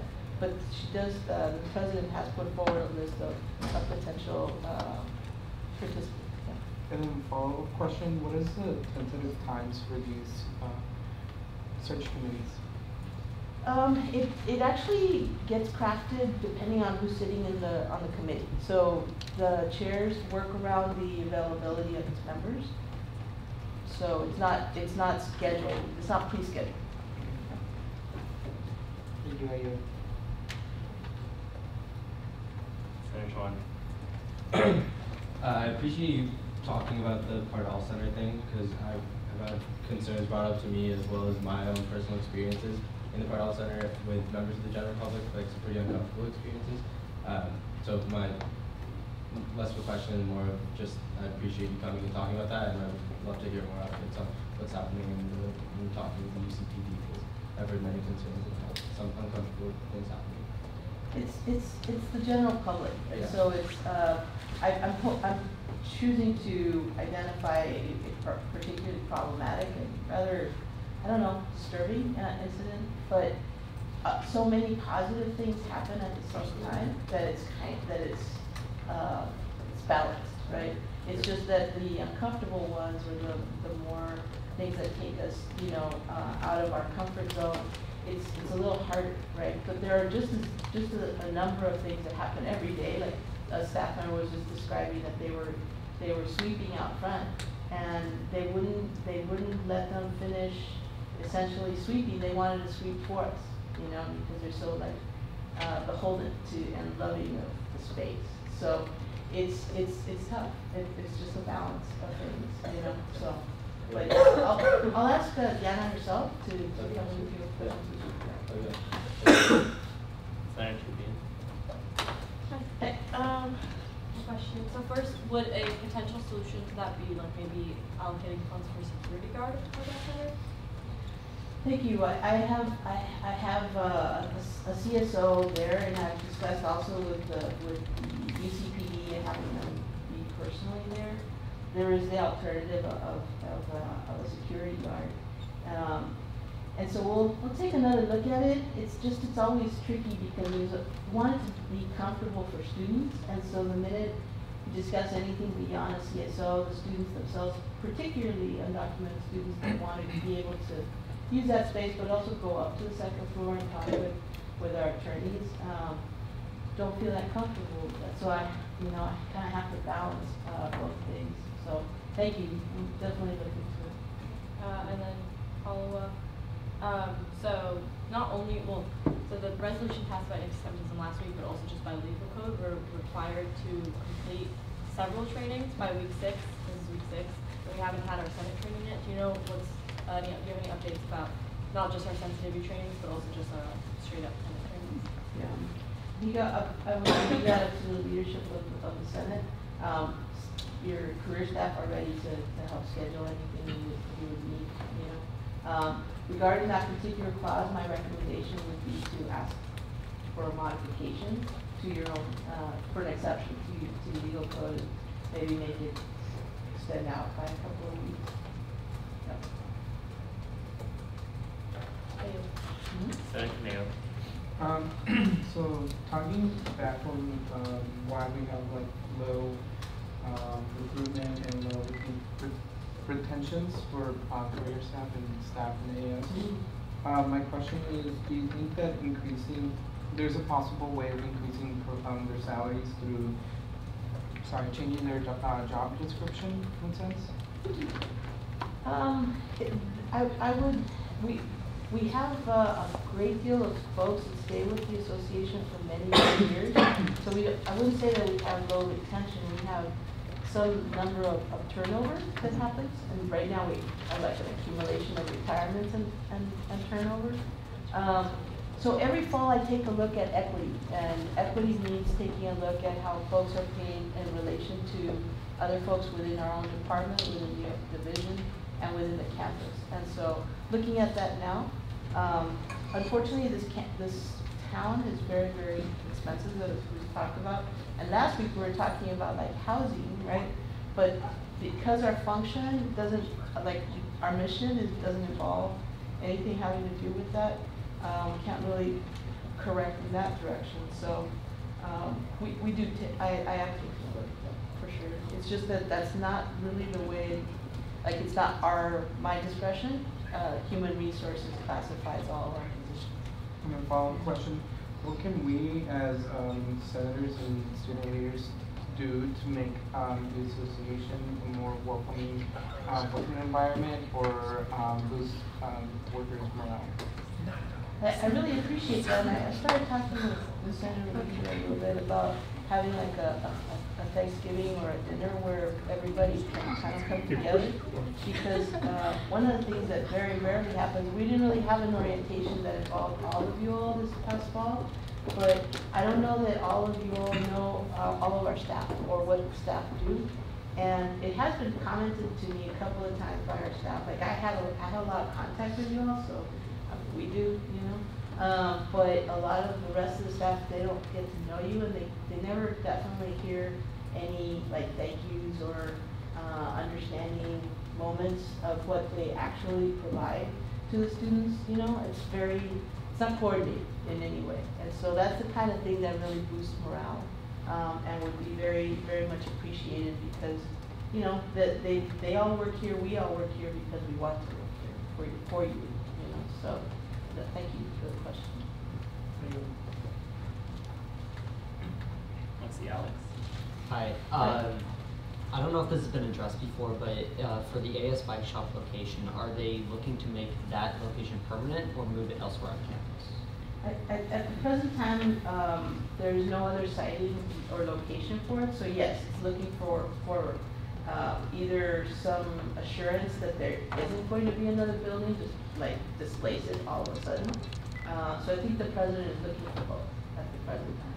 The students who work there, though, are very, very diligent. They've actually put together like a hierarchy of things that they need right now in the short term and things that they need in the long term. And so I'll come back to you all, to the Senate, with some ideas about that. But there might be some possibilities of renovating right where they are, even though it's not permanent, to make it better for the present day, and at the same time look for a permanent location on the university. Thank you. Thank you. Senator Tubian. Because your name was mentioned during public forum, could you speak about your involvement in like elections board's proceedings about the special election? I don't know that I was particularly involved. I think what I was consulted about what their next steps were going to be in light of first the eligibility question, and then the second question of like what's going to happen next. And then this was way back. It was like it's great. And then most recently, just making sure that they knew that their staff and their Senate and their execs were all pretty much, you know, trying to help and trying to figure out. I think that's part of the message that I've conveyed. But yeah, I think that's pretty much my. Any more questions? Senator Caneo. So just to touch upon the refrigerators for the ASB, were those purchased new or were they second-hand bought? They were brand new. I laugh because it's really upsetting, because for months I tried to just lease them so that the maintenance would be like easier, you know. We typically don't buy large items like that, you know. And copiers, for example, that we do have, we don't own them, we lease them for exactly this reason. But the university has this very complicated formula where we needed to get approval from the Office of the President in order to lease those items. So we went ahead and purchased them, brand new. And one of them has never worked, and now the second one is malfunctioning. So we have several staff members working on it because it's just not acceptable. And then follow-up question. Since IDEA is not a AS entity, they're not allowed to petition or during elections ask for a student fee lock-in, right? Can you correct me if I'm wrong? Yes. yeah, I guess that's true. Thank you very much. Any more questions? Just to clarify, so it's two different things. The entities that are entities where the AS submit not for a lock-in, but they submit their budgets, right? Yeah. And by contrast, any entity that's a student entity that wants to create a lock-in, but they would have to go through a department. So it's a little bit of a separation between the way you described it. Does that help? Yeah.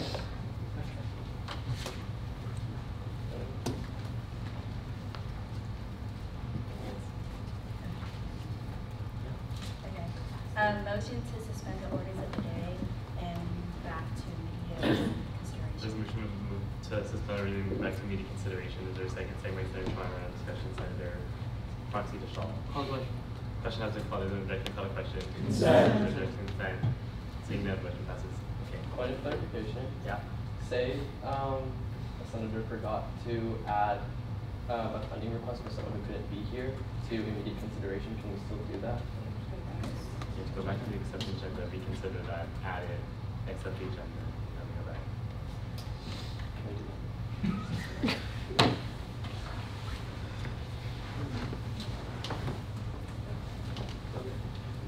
Let me just work on this first. Okay, we have the Innovation Summit. The Innovation Coalition funding request. The floor is now open. Proxy DeShaw. I think Rose might concur with me. I think everything that they're asking for except the posters and then the Facebook thing is within finance and business guidelines. It's just a matter of if you guys think this is worth funding, but in terms of legal code, it is. We are allowed to fund it. So I'll just I'd say that. Senator Adams. I move to approve allocating $1,159 to the Innovation Coalition's event. Out of Senate unallocated. Out of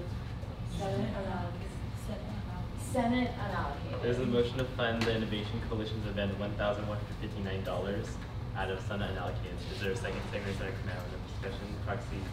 Senator Ben Coben. Call question. Question has been called. Is there objection to the question? Consent. Is there objection to consent? Seeing none, motion passes. I know. That's what it is. Now we have the pre-dental organization funding request. They initially asked for vans, but now they want gas, which is $101 round trip per car. Senator Nagel. Motion to fully fund $101 to the pre-dental. There's a motion to fund $101. Is there a second? Seconded by. I rescind my motion. The motion is rescinded. Proxy DeShaw. Motion to fund the group $202 for gas. There's a motion to fund pre-dental organization $202 for from Senate unallocated. Gas from Senate unallocated. Is there a second? Second by Senator Canano. Discussion. Proxy Rose. Could we take it out of conference?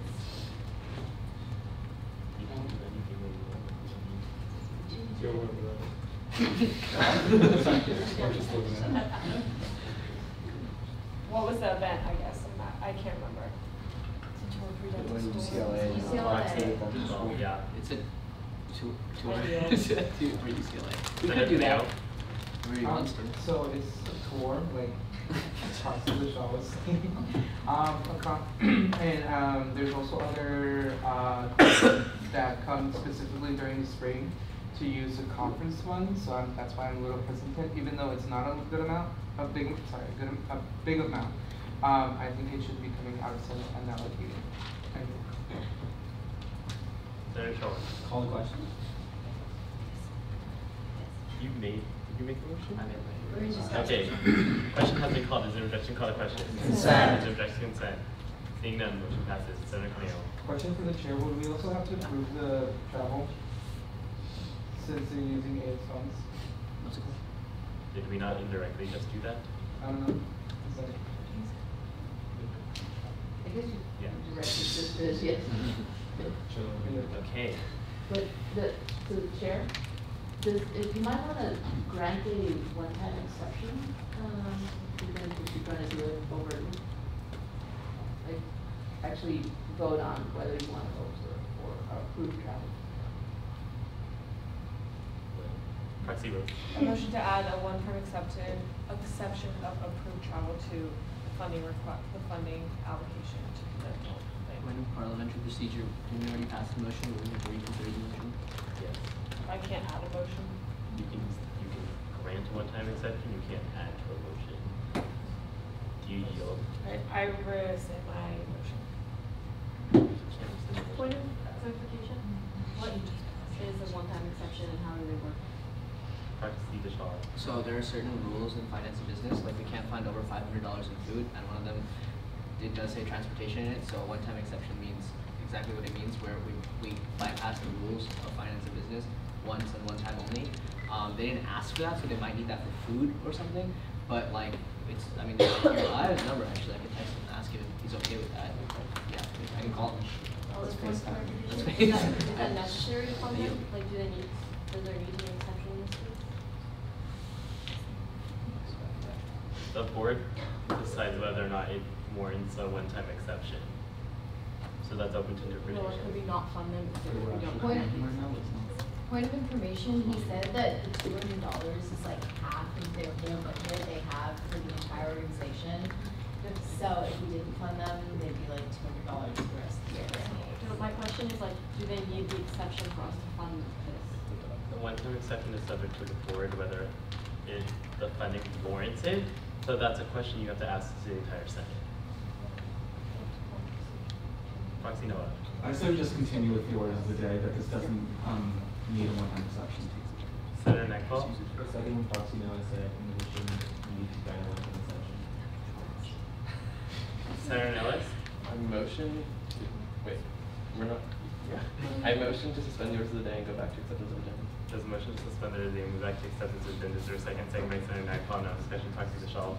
Call question. Question has been called. Is there objection? Call a question. Consent. Is there objection? Consent. Seeing none, motion passes. Get the motion to reconsider. The acceptance. Senator Nellis. Motion to reconsider the acceptance. There's a motion to reconsider the acceptance of the agenda. Is there a second? Second by Proxy Rosemont. Discussion. Proxy Area. Question has been called. Is there objection? Call a question. Consent. Objection. Consent. Seeing none, motion passes. Senator Nellis. Okay, so basically in FAD we have someone from RHA come in RA. I don't have her name, so I apologize to them. But I think they are the RA for the, is it the Black Scholars Forum? Yeah. And basically I'm just going to read what they wanted to share with Senate. In F&B there was, I don't think we wanted to fund them because if they were coming from RHA, which is a department, right? Not an OSL group. Okay, I'm just going to read what they sent me. Basically, this event is on Sunday, November 5th, November 18th from 1 to 5 p.m. And this was originally going to be, and I'll get into what it is, but it was originally going to be open for all of Chi 5, but then they ended up just making it for a Santa Rosa program because venue-wise, like having everyone from Chi 5 would be really hard. And they considered doing an outside event, but they didn't want to require everyone to have picnic blankets and stuff like that, and some people might not have them. They're not going to be turning away anyone from another building if they come to the program.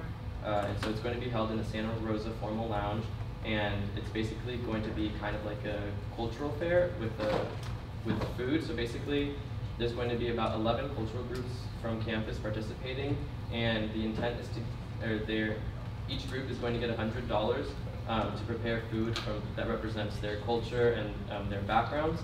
And so they already requested $300 from Santa Rosa's Hall Council, and they were granted that amount. They have $200 from the MCC. They have a pending request for $900 from RHA, and they had originally requested $500 from us, but now they're only requesting $300. And this is, again, to help pay for basically the group's groceries to prepare the food for this whole event. The purpose of the program is to serve as a club fair because many of the residents were asking her for that. And so they just wanted us to let them know that they want to inform the residents there are cultural and ethnic groups out there and that they could find people like them that are already representing their backgrounds on campus. So that's like the message that I got. So basically they're asking $300 for funding, and that's that. What is this? Who is requesting? An RA from Santa Rosa. RHA. The Residence Hall Association is requesting this money. Wait. Representing. You can't individually request. Vishal. Okay, so this is part of the problem. It was a problem in finance and business because RHA already gets a lot of money. So we think that they already have their own funds and everything. So for us to grant them even more money, we can do it. I mean, we have the money. We have so much money in finance and business. But like, you know, it's a matter of like other groups will come. The Chicano Studies Department will come to us because they don't have as much money as RHA, for example. So like us as a board can make a decision to give them the money, but it's just kind of like already have a lot of money and they can easily, not easily, but they could get more. So that's the contention thus far in finance and business. I yield. Point of information, or point of clarification, I guess, for anyone in finance and business. It wasn't clear in the message to me, but were they going to be coming here as a different group? Is that what was discussed? Yes. So they were supposed to go under a different OSL name, but I don't know, that's a loophole that I'm not, it's still going to RHA when RHA could be still taking the money. Like, unless they get another OSL group to endorse them, that's a different thing. If they're just using another OSL group's name in place of theirs so that they can get the money, that's like the $5,000 thing that philanthropy groups will do in F&B, which I don't like. So loopholes aren't that great, but I mean, if we want to, I yield. Point of information, last week we had literally the same exact similar situation where EOP came to present to F&B, asked for funding, and we asked them to come back and as a different OSL group, and that was the Dia de los Muertos event. I know how to say. And basically we set the precedent that if that's what, you know, we're. Point of clarification on that point though, I believe that this situation is different because they are not coming as another organization. The Dia de los Muertos event, they had another organization that was running the event as well. Yes. This does not, this is just our. I think they were, point of information, I think they were going to come as, because there's a different groups participating already who are OSL groups, so I think it just wasn't stated in the message that I got who is making this request. So there's someone asking right now. That was Senator Corneo. So the issue with this is that we have already set like a precedent, that if departments are to be coming, we are to be turning them down, given the fact that they receive funding already. And my only concern is that this is closed off only for the residents and not open to the general public, which doesn't really fit within our mission statement. Besides that, they're also not here, so I feel like we can't really be speaking on behalf of them, whether they'll be presenting as an OSL group or a department. Senator Rebate. So I guess my question would be like, if this RA is requesting money, then I think they're, because having been an RHA, having been an RA, and having been requesting money for finance and business, I've been in all three positions. I'm requesting money for finance and business as an RA, I'll be doing it as an individual RA. RHA typically doesn't do like request money because they have their own funding. So I think it might be the RA just asking on behalf of herself.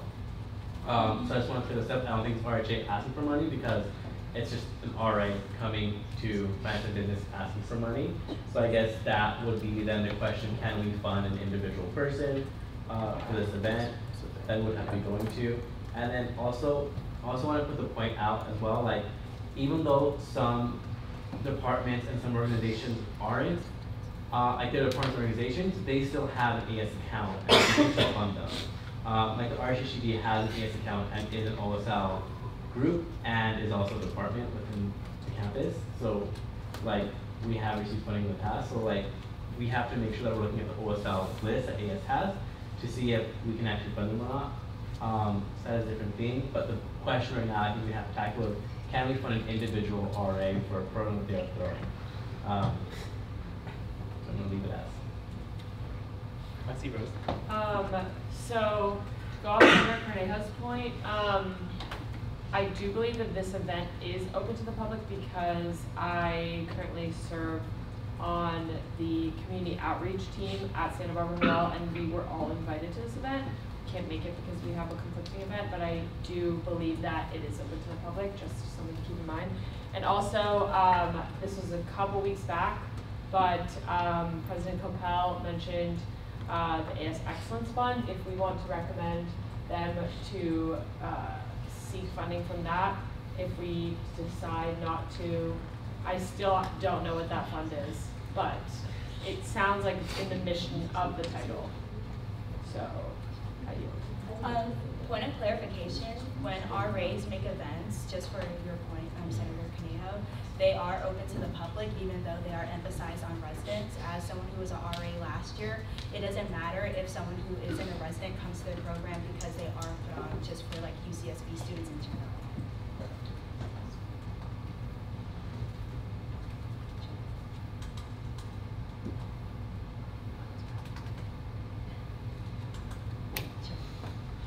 Senator Chouan. I'm not sure if you already said it, but did you have a total for the $300. 300? Yeah. Sorry. So who is asking for the money? I haven't gotten a response on that, but I just realized that the event is on November 18th. We can table. Or there's no. We should. You can table it for a week, definitely. Well, there's no motion. Wait, point of clarification, but then they can come next week to talk to Senate. You just resume the orders. Yeah, and then we can find out directly from them who it is, because what if they don't even know? I think that would be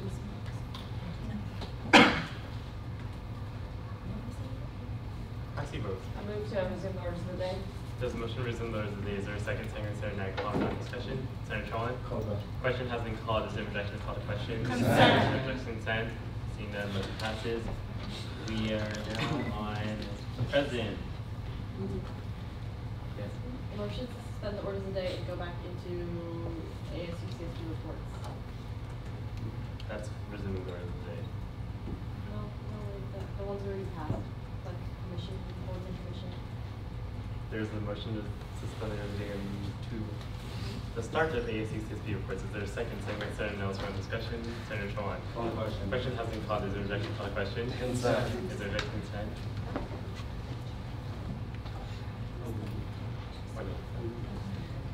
Seeing none, motion passes. Senator Tribune. I don't know how to do this. Can we ask that bottom line speak to us if they're willing? Would you like to give a report to the Senate? About the bottom line? Sure, go ahead. Wow. Union reports. 5 minutes.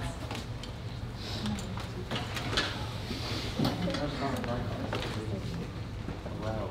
Okay, hey, I'm Dominic Ojeda. I work for Bottom Line, digital photo editor. We are obviously live streaming. We built our video team like a lot. We put a lot of funding there. Recently we came with a video about the Jewish Memorial, coming out with one about trans rights soon, and then some other stuff. Yeah, man, do you have anything to say? I guess now would be a good time to make a public statement. So sorry about what happened last week. The bottom line should have been more tactful with their tweets. You know, tweets are so intensive. I mean, I don't know, they just go very fast paced. It's like a battlefield out here. You know, someone's talking, trying to tweet, and then another person's talking. So we will try to improve and be more inclusive, because this is an inclusive university. And thank you for all your hard work, and we will try to match that hard work. I will take a question. Sure. Sure. Proxy Rose. Not so much as a question, but thank you for speaking and being put on the spot. We appreciate your efforts towards transparency. Senator Adams. Thank you for the Senate tea segment. It's hysterical. I love it. Truly, I'm not being sarcastic. I think it's hysterical. You guys are awesome. I yield. Any more questions for the bottom line? Senator Vicencio. Where is the Senate tea station? It's just like, it's just pictures. Oh. It's nothing like real. There's the other news already. Senator Ube.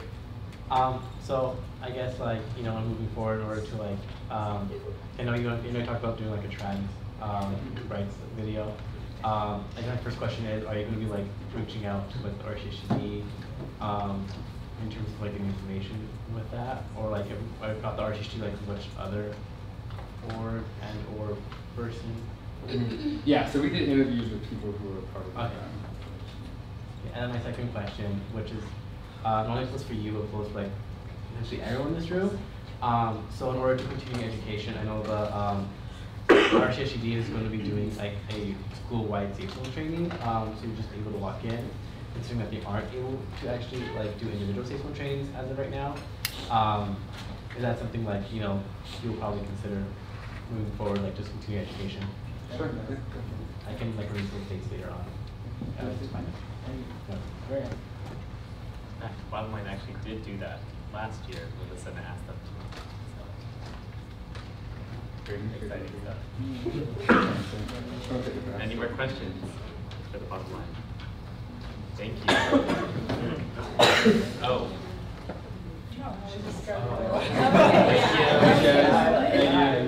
We'll be here. We'll be here till the end of the meeting.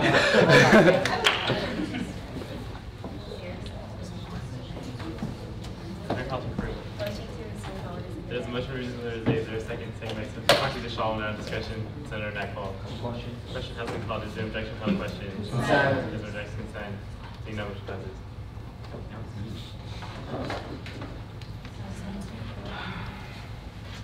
Yeah. No, I didn't.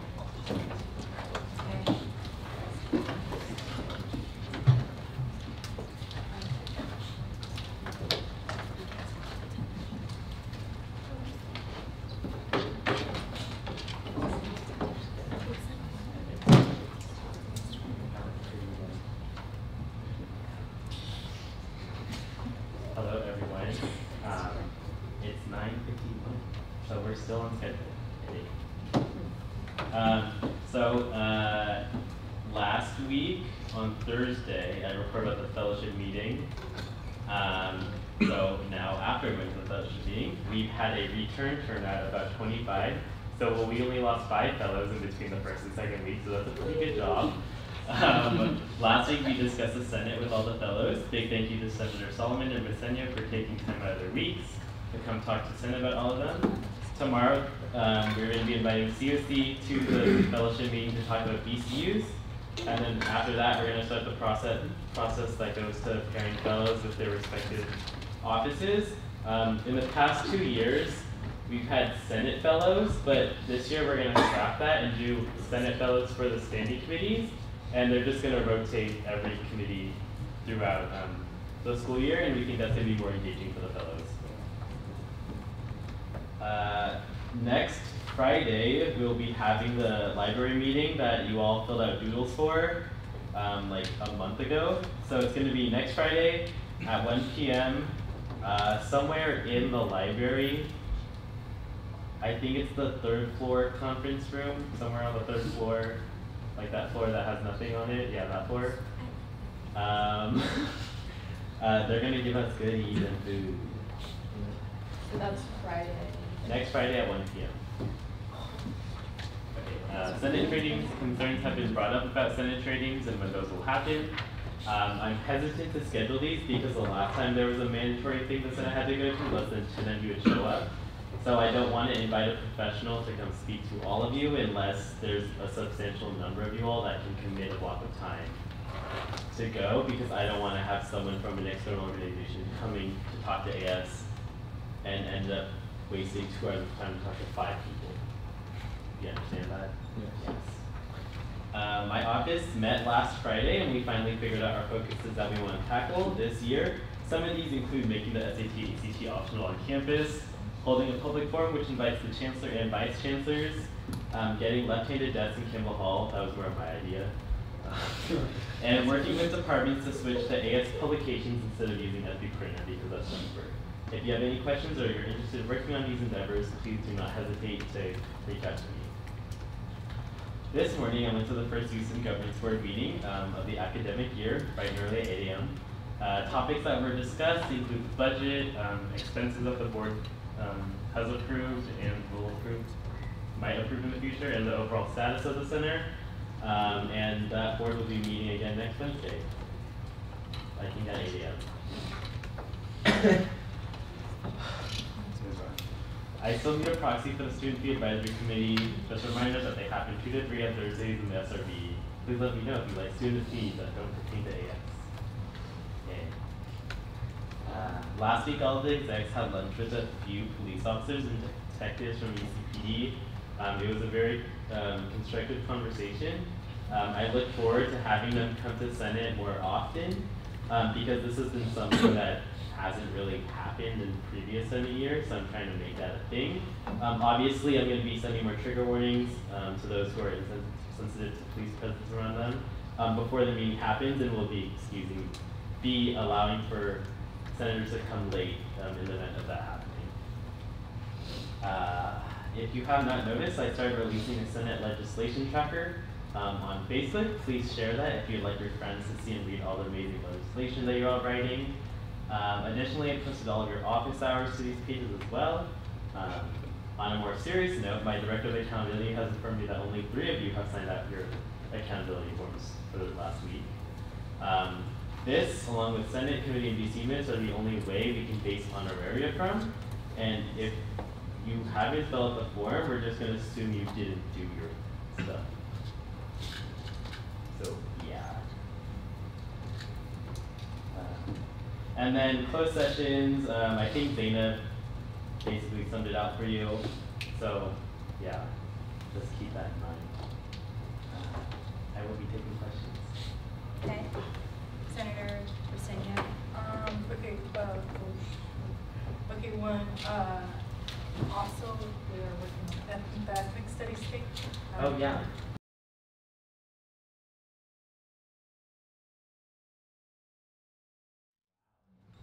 And then also follow up for, well, there was like 3 things I'll remember. But for the accountability, I know I haven't received it on their AS email. So yeah, just putting that out there. So I don't know if that's the case for their. Okay. I have a question about governance board. This is like pretty minimal, but every time I walk into the UCSB and I see this is like this plaque or whatever of like past senators and execs, I'm like, when are they gonna update that and change that? Oh, I forget. I believe, in here, I believe Marcella spoke about this in her report last week, saying that it was in the works. Okay. Yeah. And that's not under a use and governance board. It's not? Because it's AS that puts it, so I believe it's in our, some sort of. Creative media. Yeah, Senate funding. Creative media? Yeah, the creative media unit's working on the poster So, that is in the youth center. okay. That's my BCU, so that's interesting. Noted. Okay. Cool. Senator Adam. If we have like an outstanding obligation during one of our BCU's meetings, what would you recommend for us to how would you recommend for us to still get the credit for going to their meeting? Like just set up a meeting with their chair every week? Would a phone call work? You're only required to go to your BCU meetings half of the time. Mm-hmm. So I'd recommend probably meeting with them once every other week, once a month, just reporting back to the Senate what they're doing, and then like maybe have their chair contact me, or then like I'll trust you if you like talk to them and like I listen to you at the Senate report, like I did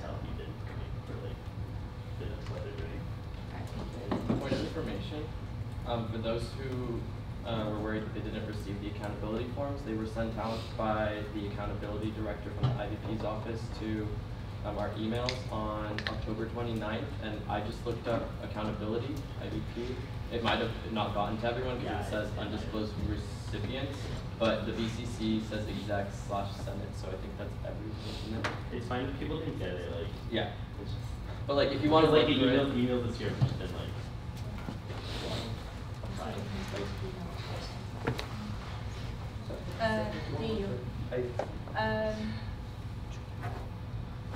Senator. Oh, hi Steven, thanks for coming. I have two PCUs. One is Public Option Commission, which I still haven't, I don't know what to do about that, and we've kind of talked about that. The other one is Commission on Public Safety, which I was super excited about, because that's like 100% what I wanted to do in AS and kind of why I joined in the first place. And I've like now quadruple texted the person who is in charge of that, whose name you gave me, and they responded the first time. So I'm just wondering what else I can do. Global Option Commission currently has no chair or board, so that's all I can say about that. Okay. And then Public Safety Commission, they only have 2 chairs. Okay. So I don't know if they need. One of them's abroad. One of them's abroad, and then one of them's here. His name's Benji. Yeah, he will not text me back. Oh, okay. I'm just wondering, like, is there any other, I don't know, do you have, I'm not asking about this, I guess I'm not asking about Commission on Public Safety specifically, I'm wondering, like, what kinds of things you've seen other senators do to, like, kind of, like, try to get more involved in their BCUs when there's, like, kind of not that much response. It's kind of a... If your BCUs don't meet and they aren't actively doing anything, I guess you could help them do something. Okay, that's fair. For Benji, go to the Pardal Center. Pardal Center? I guess he's there all of the time. Okay. I'm on it. Thank you. I yield. Senator Hernandez. Is there any way we can get that accountability report sent to us like weekly? Because I know one of them we have to do like every week, right? Mm-hmm. Can we get that sent to us every week? Yeah, just because like it might get lost. Yeah. Okay. Senator Ksenia. Okay, I was wondering if you would be willing to, a lot of people have been asking me like, oh, like office hours for senators. And I think it would be a good idea to maybe send a listserv to like the university maybe, with like our office hours on them, or post it somewhere like big in ASB. If all of you are comfortable with me putting in like a universe now, so that I can do that. Oh, okay. I can work with the creative media to make like a poster on it in ASB. Okay. Like blow it up. Something that's a little more. Also, would you be open to having a forum with the senators? Just for, not for fun. Yeah. Remember, Senate gets $3,000 a year for projects. Senate board, Like, etc. It's like separate from Senate unallocated. It's actually Senate allocated.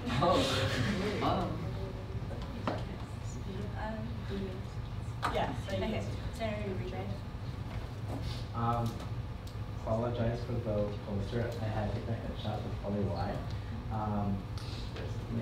But so they have pictures, so they had to get a picture of me so we can put up there for everyone else. My question for you is, since we don't, since like the RCSD is like not necessarily doing safe zone trainings right now because we're redoing our safe zone trainings. Well, people in charge of it are redoing it to make it like better. Would you recommend folks in Senate to go to the one on November 14th from 12, Wednesday, November 14th from 12 to 2 p.m. if they're available, and to have that be like the safe zone? Sure. And like we can take like a list. Take a selfie of you at the training. I'll take that. Maybe get the trainer to email me or text me. Just prove that you're there. Maybe like send me your location via iMessage, but if you don't want to do that, I totally understand.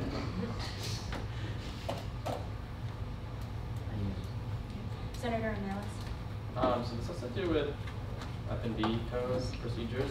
I know that some people have been talking about the CFO's ability to divert money from like inactive BCUs and stuff like that. Would it be under the power of F&B to, or like I guess the CFO to do that, but to fund groups who come to us and whose funding request falls under the mission of that inactive BCU? Like, could we allocate funds for them if they're inactive to people whose requests fall under their mission statement, under the BCU's mission statement? Depends if it's a BCU that has a lock-in versus a BCU that's funded at a set and allocated. I can talk to you more about that, or like look more into it. So, yeah. I think if it's in a lock-in, you can't take money out of it. Roxy Noah. I've been having a similar problem with the bike shop and the Legal Resources Center as Adam's been having, where I've both emailed them and called them, and they said they'd get back to me and haven't. I followed up twice. And while I'm just a proxy, I'm trying to make sure Carla gets her stuff done. So I don't know what the kind of line I'm trying to walk here is. Yeah, I know. The bike shop and Legal Resource Liaisons last year, what they did was, I think, met with them once a quarter. They don't have regular meetings where they don't do any initiatives. Yeah. They're like enterprises, essentially. So like, I don't know if you can like report on what a business is doing. Is well, essentially my bottom line, is Carla gonna get harmed or mixed on her own grade or something like that because of them not getting No. No? Okay. Cool. I'm not looking to that. If your BCU meets, I expect you to be there for at least half of the time. If they don't meet, I expect you to at least know what they do. And then if they're just non-existent, like, either try to make them existent or like, yeah. Senator Pineo? So, correct me if I'm wrong. It states in legal code that the honoraria website should be up by week 7. And then my follow-up question is, will it be up by week 7? And take more time. It is week 6 right now. Week 7 is So next I week. can put it up. It's pretty easy to set it up. Thank you, I yield. Roxy Alex. Hi, so as a lefty, thank you. It's something that's definitely needed. There's a lot of places on campus where like I've tried to take finals and I can't. They're like, no, you're cheating. So yeah, thank you about that. My question is, never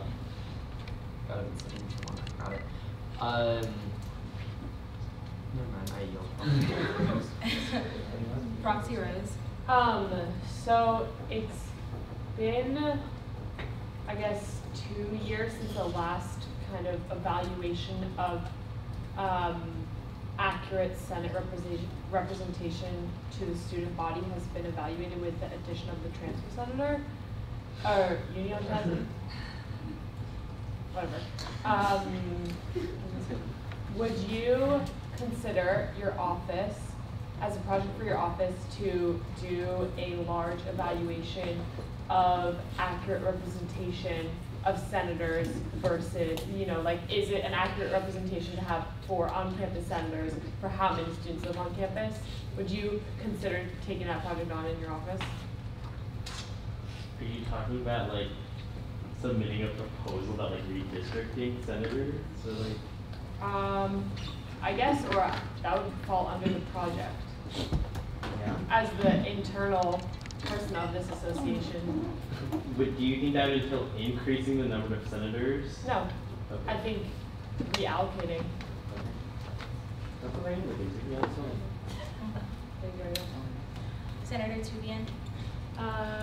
So first, regarding the Senate trainings, I know that like I totally get your point about that, but I don't think that's a valid reason to maybe like to just not do them, period. So are there any suggestions you have for like how we can still schedule them? Like maybe a doodle, or like, I don't know, I don't like doing this, but maybe saying like your honoraria will be docked if you don't like follow through. pertinent information. Charlie was going to speak to during her report about If it's something that the campus resources offer, like our CSBD training or like Green Dot, like I would recommend senators to attend like one of like the workshops that they like regularly do. I know that ADL, they're very particular, like they want as many people as possible because it's not worth their time to be talking to like X amount of people, and like those are like the trainings I'm most worried about. Same with OISS. Follow-up question. You were just speaking about the redistricting thing. How does that, like, is there a committee for that or something, or is that just all under you? If you want to do that, you would have to do a constitutional change. So it's like, it's literally just a bill, right, on bill type constitutional, and then like it's gonna be heard of by you all, but it can't be ratified by, it can be passed by you all, but it also has to be passed by the school.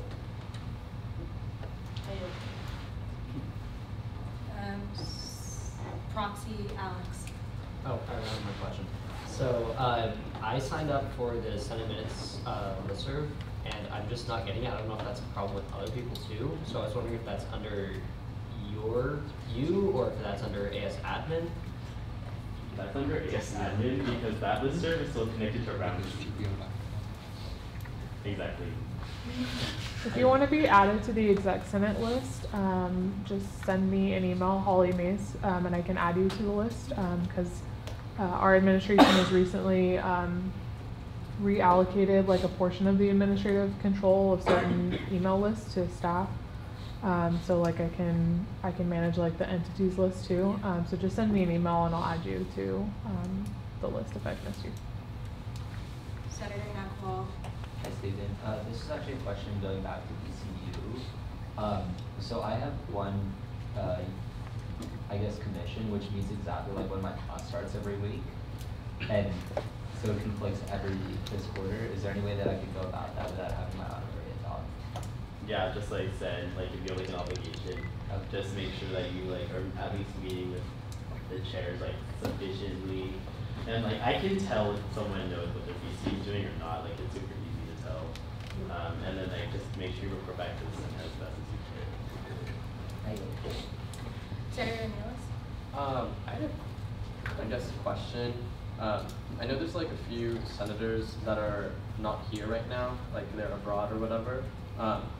And there's a lot of proxies like putting in work. Is there any like route, or like is there any way for the proxies to get their honoraria? Because like Point of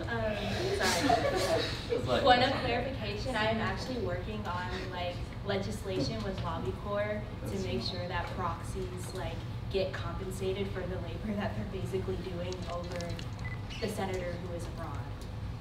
If you all want to work with me on that, then yeah, feel free to like message me about that. But that is definitely in the works because I noticed that like in the beginning, in general, like proxies are doing the work for the senator when the senator should be doing that work. So they should definitely get compensated. There's like 9 weeks of Senate, and senators get $400. You can get like 400 divided by 9 per week. And like if it's a senator that proxies to like one Senate meeting, then you get that much. I don't know.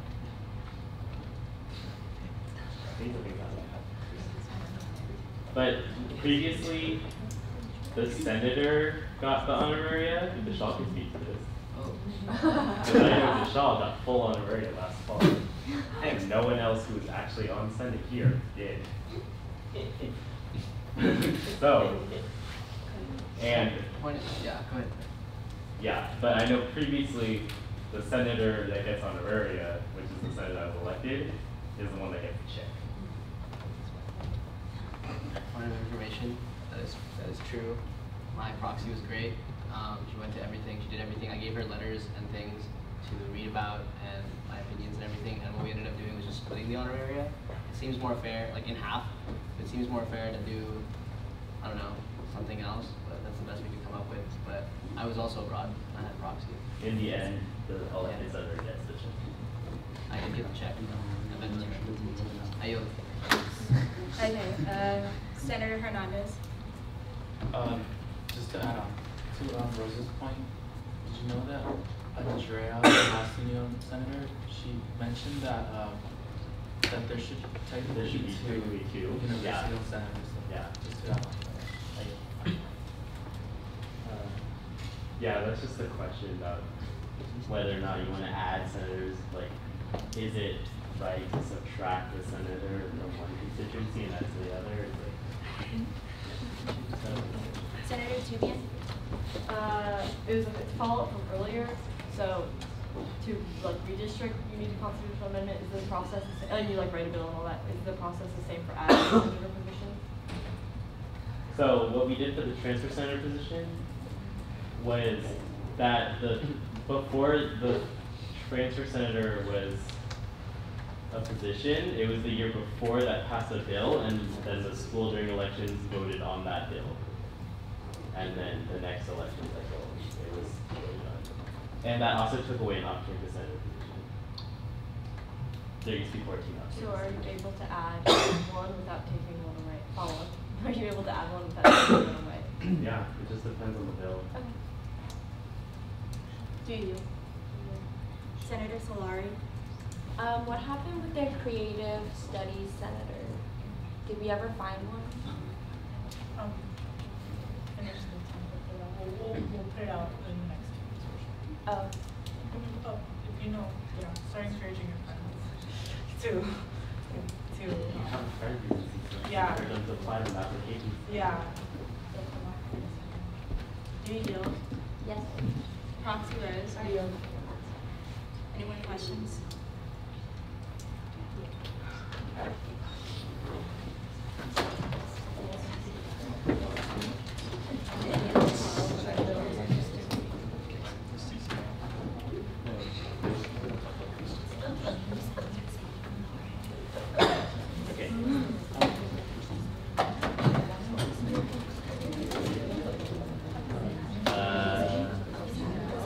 PSA, Student Advocate General.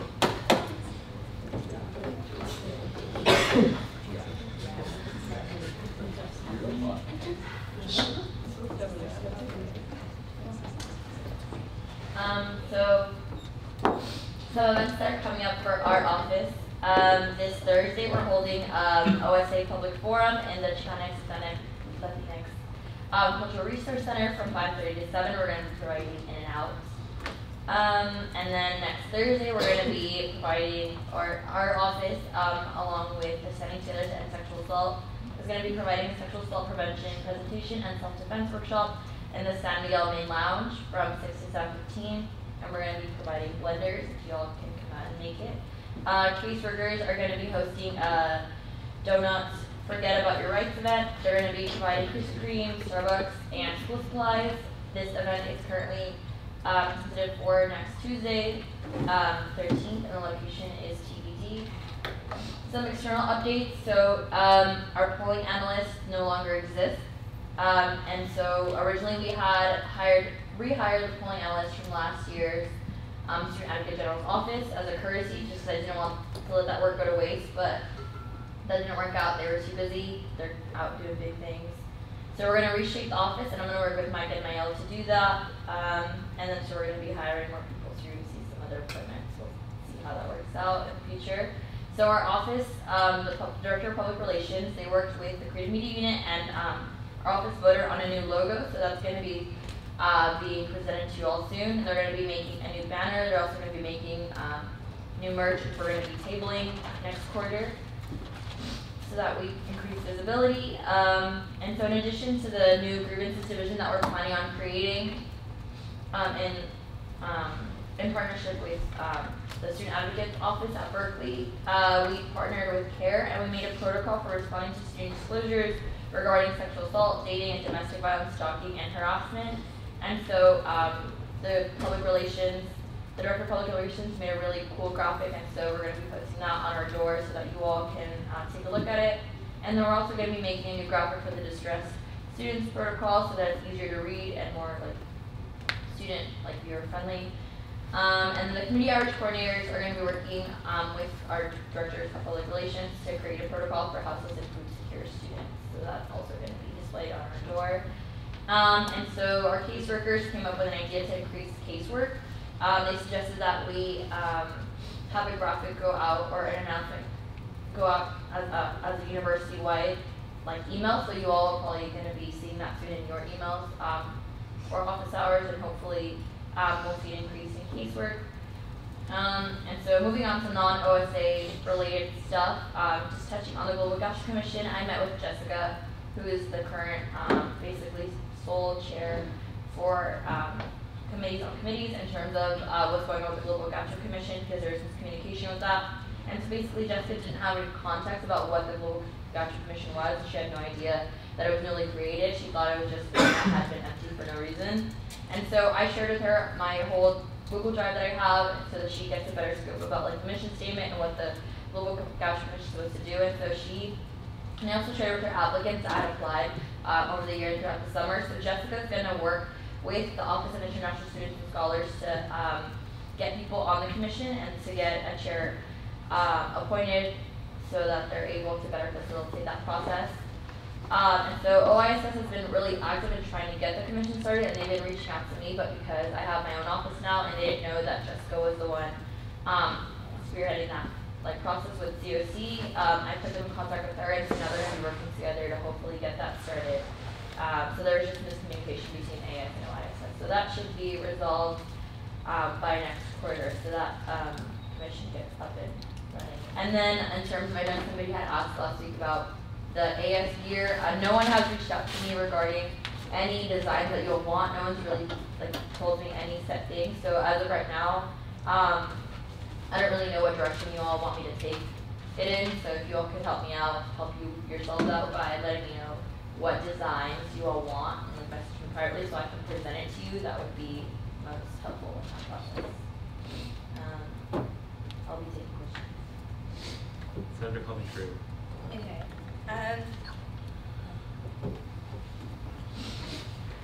Sorry. Okay. I wanted to ask you if you could elaborate on the line of succession when there is a vacancy in the executive's office, in this case being the EUPSA. Me? Yes. Elaborate on the line of succession. So what happens when there's no EUPSA? Could you or? I believe that the resolution or something that was passed that split up the duties of the office determines the line of succession. I wrote that resolution and it was temporary for the summer. Oh. So I'm speaking on this year. What happens when there is a vacancy in the EUPSA's office? What is the line of succession? Based on my previous experience as a chair of the internal committee, the line of succession is located at the bottom of out of the bill of the Constitution and the bylaws. And the line of succession would indicate that the student advocate general would take that role and then my chief of staff would take it. But I think that the EUPSA office is doing an amazing job so far, so that's pretty much it. Senator John? Thanks for talking about the Global Gotcha Commission. Do you have a contact for Jessica or last name or? Yeah, I can share the contact with you. Thanks, I yield. Rose. So you've had a lot of the members of your office resign. Do you have an explanation for that? Yeah, so I'm pretty on top of my office, and I do a lot of periodic check-ins. Mael and I are pretty keen on making sure that people are doing what they're doing and making sure that their mental health as well, that their physical health as well, and that they're not overcommitting themselves. And a lot of the people that we had hired were really great candidates, but the main problem was just that they were too good of candidates, and they were also doing a lot of other really good things. So it was kind of just the fact that we've been periodically checking in and making sure that our office is as efficient as it can be and being super productive so that we get the most work that we can do. I feel has been most of the reason for the resignations and the switch outs. And so we don't see that as a bad thing, we see it as a really positive thing because we're really trying to grow as an office. And follow up, is the office currently at full capacity? In terms of, there's you changed it, right? You're the legal code, but there's 6 polling analysts, community outreach, are all 6 of those positions filled, are all 4 of the caseworkers positions filled? No, there's not enough honorarium to pay all the people that would be in legal code. You? Senator Tribune? I think Senator John asked for the contact info, but I didn't get to hear if it was also for the Office of International Students and Scholars. Is that the same person? No, I can forward the advisor's information for the Office of International Students and Scholars, but it's the advisor for the Office of International Students and Scholars, but it's also, they have their own board, the International Student Advisory Board, and they're the ones who kind of helped make the commission last year, and so I can give you the contacts for both of those. Senator Ellis? Senator Crew? Okay, so in that case, I'm referring back to my earlier question. Would you be in favor of extending that temporary staff to until spring when we actually do the re-election or the elections of the EBPSA instead of following legal code where it details that the line of succession would be the student advocate general to EBPSA?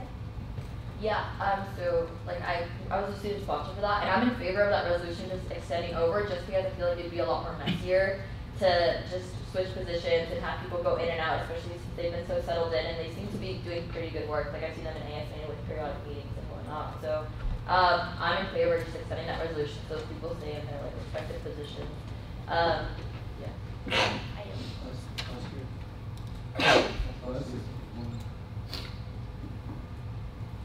Proxy Rose?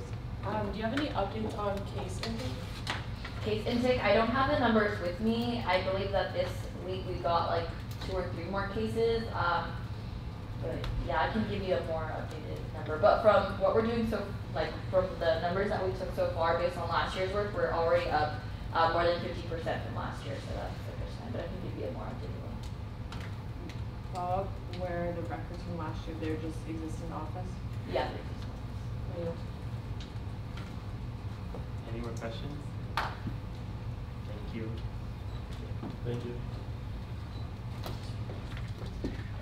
Senate Representative reports. We're gonna start with Senator Slark. 2 minutes. So Greeks Go Green, they had a meeting. I wasn't able to go, but they told me about the projects they're working on. I'm going to be talking to them on Tuesday next week, so I'll keep you guys updated. It's serious. You. Program board, there's the new storage show tomorrow featuring the Modern Med at Store Plaza. Tuesday film next week is The Nun, and Saba and the Hub is next Thursday at 8:30. That's it, I guess. TSA is considering having a retreat for the board. They're not having any real events at the moment, but they're because they don't know which direction to go as a unit because they don't have an advisor. So it's just confusing for them on what direction to go, I guess. STAC, they're there, they're still giving out funding for RAs and university-owned housing. If you have any RAs in there, feel free to send them that way if they need funding. Food bank, not sure. I haven't been in contact with them. IBCRC is planning their winter quarter study jam. They have been funding a lot of great, awesome projects in Isla Vista. They're really trying to improve community family relations because that's often overlooked in a lot of the programs that happen in Isla Vista. So if any of you have any ideas, I'd love to report that back to them. Global Voucher Commission has been talked about a lot tonight. We know the state of that. And lastly, if any of you are interested in carbon neutrality and you feel as if you know legal code and legislative processes pretty well, I know somebody that is looking to, I just know somebody that is looking to fill a position that has expertise or interest in either of those. I know they've reached out to Senator Nellis and no. So if that interests you, reach out to me. I yield. CAB is still funding a lot of really cool things. So, I mean, I don't know if anyone's already doing this, but they're a really good resource to send people to when they're looking for funding. They fund basically any like volunteer-based project at all. And they also have a lot of money to give out, so just to let your own VCs know. And Lobby Corps, I don't know if I plugged this earlier, they do Woke Wednesdays where they stand in the arbor typically and give out like free donuts and coffee. And they're either like teaching about an issue or like spreading awareness about an issue or like giving some sort of action. So often like you can phone bank representatives and lawmakers about a certain issue that affects students directly. I think this week's was, no, last week's was spooky midterm, so they were like educating about the midterm elections and then also offering like phone banking opportunities. I don't know what this week's theme is, but it's also probably something cool. So for EAB, I'm meeting with one of their core members this weekend to talk a little bit more because I haven't been able to go to their meetings. I just switched into finance and F&B from external. So right now I'm working on updating things on the website and just gathering everyone's information so that's all centralized. We're working on a kind of like a social media campaign where each week basically a finance officer, CFO, or anyone in F&B is going to be posted and it has a little bio about them and then basically again what F&B does. And then for IBTU, we just added a intern position for them, and then we just need to make sure that, I mean, I think we're pretty sure, but yeah, never mind, okay, yes, that was fine. And then for HRB, I was gonna do it this week, but we just met with Holly again to ask some little questions that we had, but we're gonna be updating their legal code. So Ashley covers the program board for me, and same with Anthony with TSAA.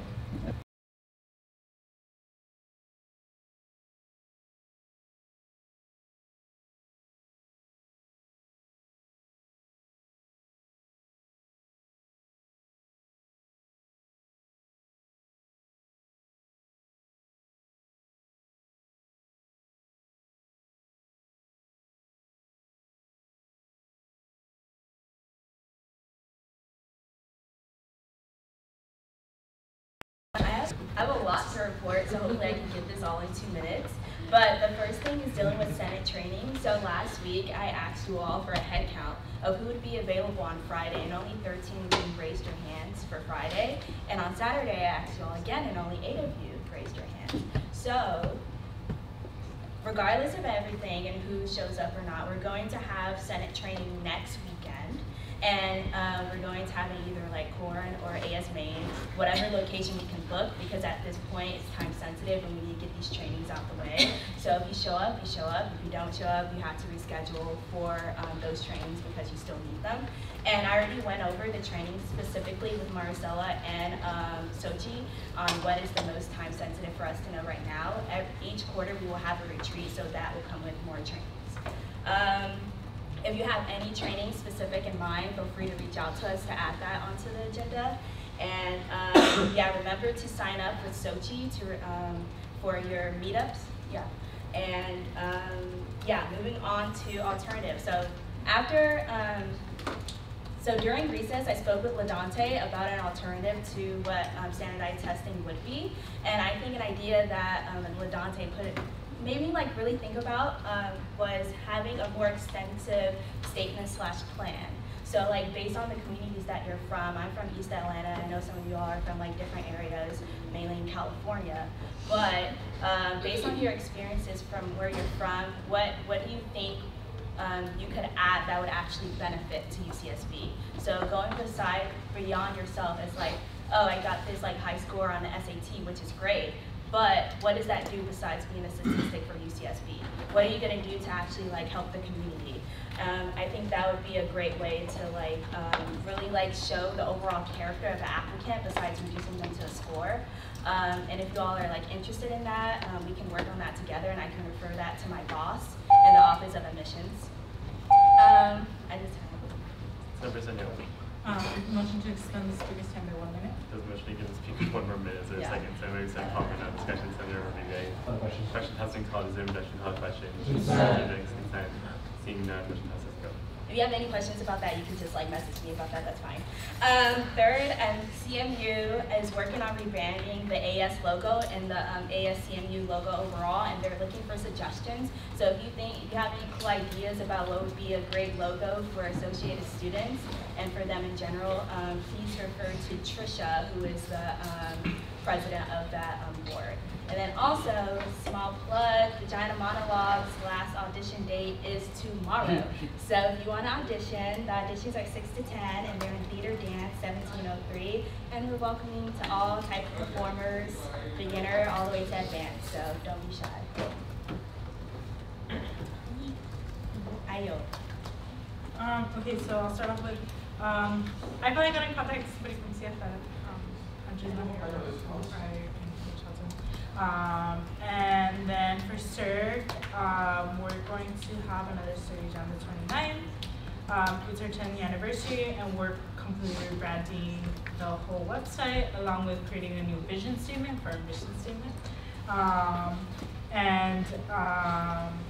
They have a new logo going on. They also have they're also accepting office supply donations that we're going to give to the students at San Marcos High School. So if y'all have any office school supplies that y'all don't need, or if your PCUs have like stuff lying around, feel free to reach out to me and I can give it to them. I can give you the contact info to that. And then regarding scheduling, so I have not gotten a doodle profile draft from Yasmin, Foxy, Eric, Rose, Mima, Senator Funk, I don't know if it's Fox and Porter, but okay, well, Johan Adams, Betancourt, Noah, Jasmine, Yash. So I need that for y'all to fill that out ASAP, and like it's literally like I'm really tight on time, so I would really appreciate that from y'all. Also, as you receive the trainings, please email me. So like if you go to an RSGD training, because I am writing down all the trainings y'all get, please tell me, because otherwise I'm just gonna assume y'all didn't. I'm gonna report that back to Steven at the end of the quarter, and I don't want y'all to go to a training and not receive any planning for that. And thank you to everybody who has done the trainings. They take like 10 minutes. And that's it. I yield. All right. For those of you who don't know, I'm CSC coordinator in the EVPLA office, and in conjunction,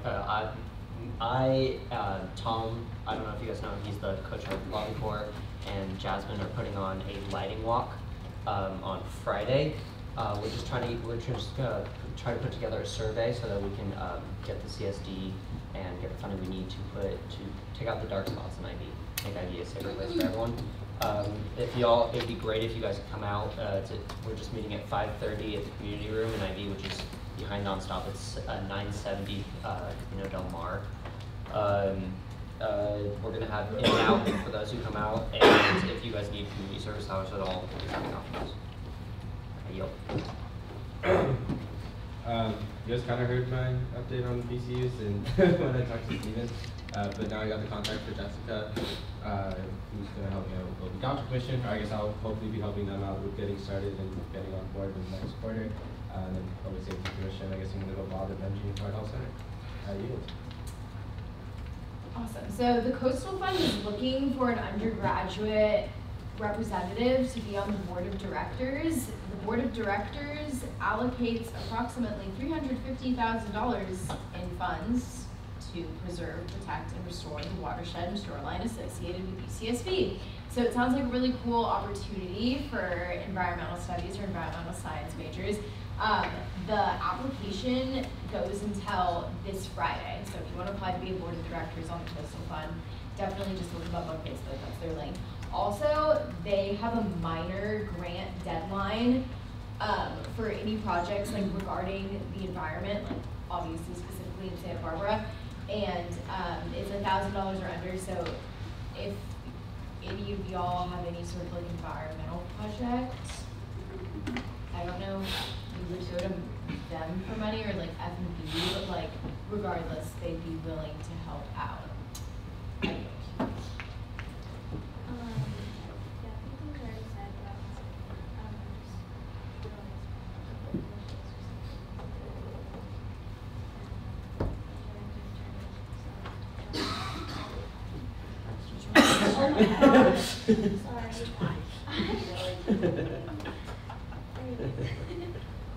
Bike shops for fixing bikes and legally sourcing, I guess. I love, so AS Women's Commission is planning their Women of Color conference is coming up in like 2 hours. Also, they are part of the Casa Caravana donation drive, which I highly encourage all of y'all to look at. It's on the Chicanx Latinx Culture Research Center UCSB EOP page, in which you can donate like clean clothing, shoes, drinkable water, hygienic products, diapers, and sanitation products. And you can contact that page, or you contact ideas, or Manos Unidos, or ideas. And I highly encourage y'all to like donate anything you can, because it is a huge turnout, and they can use all what they can get. Thank you for your So Bike Commission is working on some dedicated bike rerouting projects, and I will follow up with AS Commission and ticketing in the future as well. So Court Commission is doing good. They're gonna have their retreat, so we're all excited for that. They're still planning QT POC, so we'll see how that goes. We have a date settled. We got some speakers in mind, so hopefully it goes well. Public and Mental Health Commission, they're still getting, set up and whatnot. We've been having some meetings. We don't necessarily have a forum yet, but we've been doing well, so I'm excited. We plan the Public Mental Health Conference that happened last year, and then we started planning it again. I know AS Ticket Office is looking to buy some new ticket printing things, like the prints the tickets. So I hope we get it. I think we need it. I don't know how to stick, but yeah. But yeah, that's about it. So you might see me coming for funding next week. Trying to bring this major, but I'm with that. Bye. Hello everyone. So IBTU basically is having a celebration for those that help volunteer with the Beloved community. 97% of the Beloved community has been done. And they'll be having the celebration from 4 to 6 p.m. at St. George Center, November 16th, along with AS Rubik. Sometimes they meet on Wednesdays during Senate, and sometimes they meet on Thursdays during my class. So, yeah. Okay. Administrative reports. Standing Committee on Finance and Business. Yes, I just became vice chair. Yeah, so y'all can see all the funding reports. Senator Solomon and the chair, yes, post them on the FNB Facebook as well as their personal Facebook every week. So if you want to know who got funded, or if you group or someone a group you're part of got funded, you can check those out.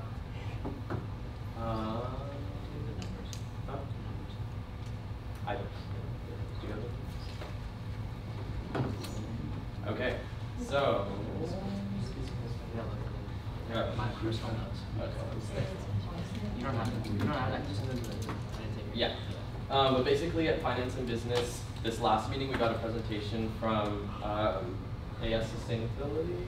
And they were just basically going over all the procedures in terms of like sustainability. So purchasing from zero waste and making sure that if people are buying shirts, they're sweatshop free and all of that. And I believe Senator Solomon is currently working with the advisor to help create kind of pamphlets and stuff that'll basically have all the rules for people requesting funding so that they can be sure to follow them. Standing Committee on External Affairs. Kind of went over it already. Standing Committee on Internal Affairs. So internal will be meeting tomorrow at 6 p.m. in ClearCom, and we've decided that that's going to be our permanent location for the rest of the board, permanent time and location. We're still working on the minutes from last week, so Vice Chair Rita and me will submit it once it's been finished. Food Insecurity Leadership Council. So We created a flyer with like, it has the link to the application and be like a standing board member on the committee. So I'm gonna share with y'all here, it's on the group chat on Slack. And then that way y'all can like apply for it yourselves or share with your BCUs or the organizations that you're a part of. So that way they can get involved in it as well and have a seat at the table. That's pretty much it. Senator Kawan. Would we send minutes to from like committee meetings and stuff since it just got from last year? You just know the Exec Senate at as.ucsb.edu. Internal VP at as.ucsb.edu. Exec Senate, that is your best bet. Or it's just exec Senate? Dash Senate. Exec dash Senate. We have minutes and allocations. We have Senate minutes. We have Senate 1031. Senator Rebay. I motion to open up the Senate minutes 1031 to include filing to close meeting interim committee already prepared a statement. So Means we have a real long, so get ready. We have to go through every motion. I'm gonna go quick. Is there a second?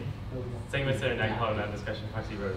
Question has to call as an objection. Call the question. Consent. Is there objection to consent?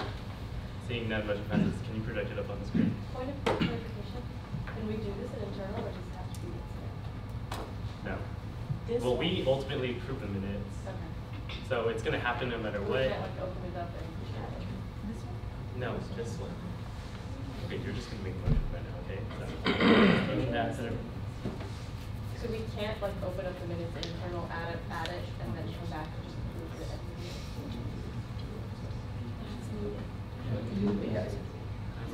You would be doing both. It's just that you're not approving minutes of internal right now. You're approving We have to minutes. approve Senate minutes. No, I know. Okay. So in Senate, could we make the edits and then, I mean, in internal, could we make the edits and then bring the edited version back to be approved here? No, you can do that about your own minutes. You can't do it for Senate Senate minutes. minutes. So Senate has to approve their own, edit and approve their own minutes, which is what you're doing. Got it. Motion, just do all these motions. Just do it. Just do Okay. it. Let's go. Senator Culture Crew. Motion to add Senator Ben Cohen to excuse There's a absence. motion that Senator Ben Cohen to 2002 saying Senator Paxino or not discussion. Senator Payne. Question has been called. Is there an objection? Call the question. Is there? We have to go through every single one. Yes. The second was Senator. Can we all You pull were the them up and first. keep the same person? You were the second. You were the second. You were the second. Yes. Who was the second? You were the second. And the question was called. Is there an objection to call the question? Consent. Is there an objection to consent? Seeing that we can alternate out. It's fine, it's fine. Senator Culture Crew. Motion to bundle and approve excused absences. There's a motion to bundle approve excused absences. Is there a second? Same way Senator Chowan, we're out of discussion. Senator Pencoven. Question has been called. Is there an objection? Call the question. Consent. Is there an objection to consent? Seeing none, motion passes. Motion to add Eric Subalos as proxy for Senator Mello for the entire meeting. Got that correct. There's a motion that Eric Ceballos is proxy for Senator Mello for the entire meeting. Is there a second? Second by Senator Hang. We're not in discussion. Senator Bencoven. Question has been called. Is there objection to the question? Consent. Objection to consent. Seeing none, motion passes. Motion to add Dylan Fussman as proxy for Senator Ben Cohen for the entire meeting. There's a motion to add Dylan Fussman as a proxy for Senator Bencoven for the entire meeting. Is there a second? Second by Senator Bencoven. We're not in discussion. Proxy Rose. Question has been called. Is there an objection? Call the question. Consent. Is there objection to consent? Seeing none, motion passes. Motion to bundle and approve acceptance of proxies. There's a motion to bundle and approve acceptance of proxies. Is there a second? Second by Proxy Rose. We're on discussion. And Proxy Eric. Call the question. Question has been called. Is there objection? Call the question. Consent. Is there objection? Consent. Seeing none, motion passes. Motion to send this resolution to immediate consideration. There's a motion to send this resolution to immediate consideration. Is there a second? Second by Senator Rebay. We're on discussion. Senator Bencoven. Question has been called. Is there objection? Call the question. Consent. Is there objection? Consent. Seeing none, motion passes. Motion to send this motion to send this resolution to immediate consideration. There's a motion to send this resolution to immediate consideration. Is there a second? Second, Senator Nelson. On discussion, Senator Rebay. No question. Question has been called. Is there objection? Call the question. Consent. Is there objection? Consent. Seeing none, motion passes. Motion to give the speaker 3 additional minutes. There's a motion to give the speaker 3 more minutes.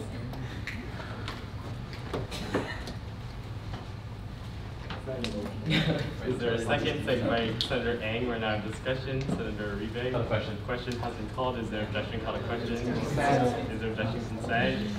Motion passes. Motion to suspend the orders of the day and move to EVPLA. There's a motion to suspend the orders of the day and move to EVPLA report. Is there a second? Senator Proxy Rose. We're on discussion. Senator Palmer. Question has been called. Is there objection? Call the question. Consent. Is there objection? Consent. Seeing none, motion passes. Motion to add IASB funding request to immediate consideration. There's a motion to add IASB funding request to immediate consideration. Is there a second? Senator Proxy Chowan. Senator Chowan, we're on discussion. Proxy Alex. Question has been called. Is there objection? Call the question. Consent. Is there objection? Consent. Seeing none, motion passes. Motion to accept the This agenda. is the motion to accept the agenda. Is there a second? Second by Proxy Eric. We're on discussion. Senator Tubian. Question has been called. Is there objection? Call the question. Consent. Is there objection? Consent. Seeing none, motion passes. Motion to add the resignation of Anya Young as finance officer and add the appointment of Esther Yu to accounting intern to appointments and resignations. There's a motion to add the resignation of Anya Yang as finance officer and the appointment of Esther Liu to accounting intern to appointments and resignations. Is there a second? Second by Proxy Rose. We're on discussion. Senator Hernandez. Question has been called. Is there objection? Call the question. Consent. Is there objection? Consent. Seeing none, motion passes. Motion to resume the orders of the day. There's a motion to resume the orders of the day. Is there a second? Second by Senator Rebay. On discussion. Senator Chowan. Question has been called. Is there objection? Call the question. Consent. Is there objection? Consent. Seeing none, motion passes. Motion to go into closed. This is supposed to be right? This motion is, okay, just say it. Motion to go into a closed meeting excluding the IVP, executive director, and staff to discuss internal. There's a motion to go into a closed meeting excluding the IDP, executive director, and staff to discuss internals. Is there a second? Senator Palmer. On discussion. Senator Ang. Question has been called. Is there objection? Question. Is there objection? Consent. Seeing none, motion passes. Motion to pass this resolution. There's a motion to pass this resolution. Is there a second? Senator Rebay. I motion to make an edit within this part to insert after the closed session to insert a statement regarding why I went to the closed session, which is going to say, and I sent a copy to Stephen if you want to share that with. I'm going to reply all to the email. Okay. Which is going to say,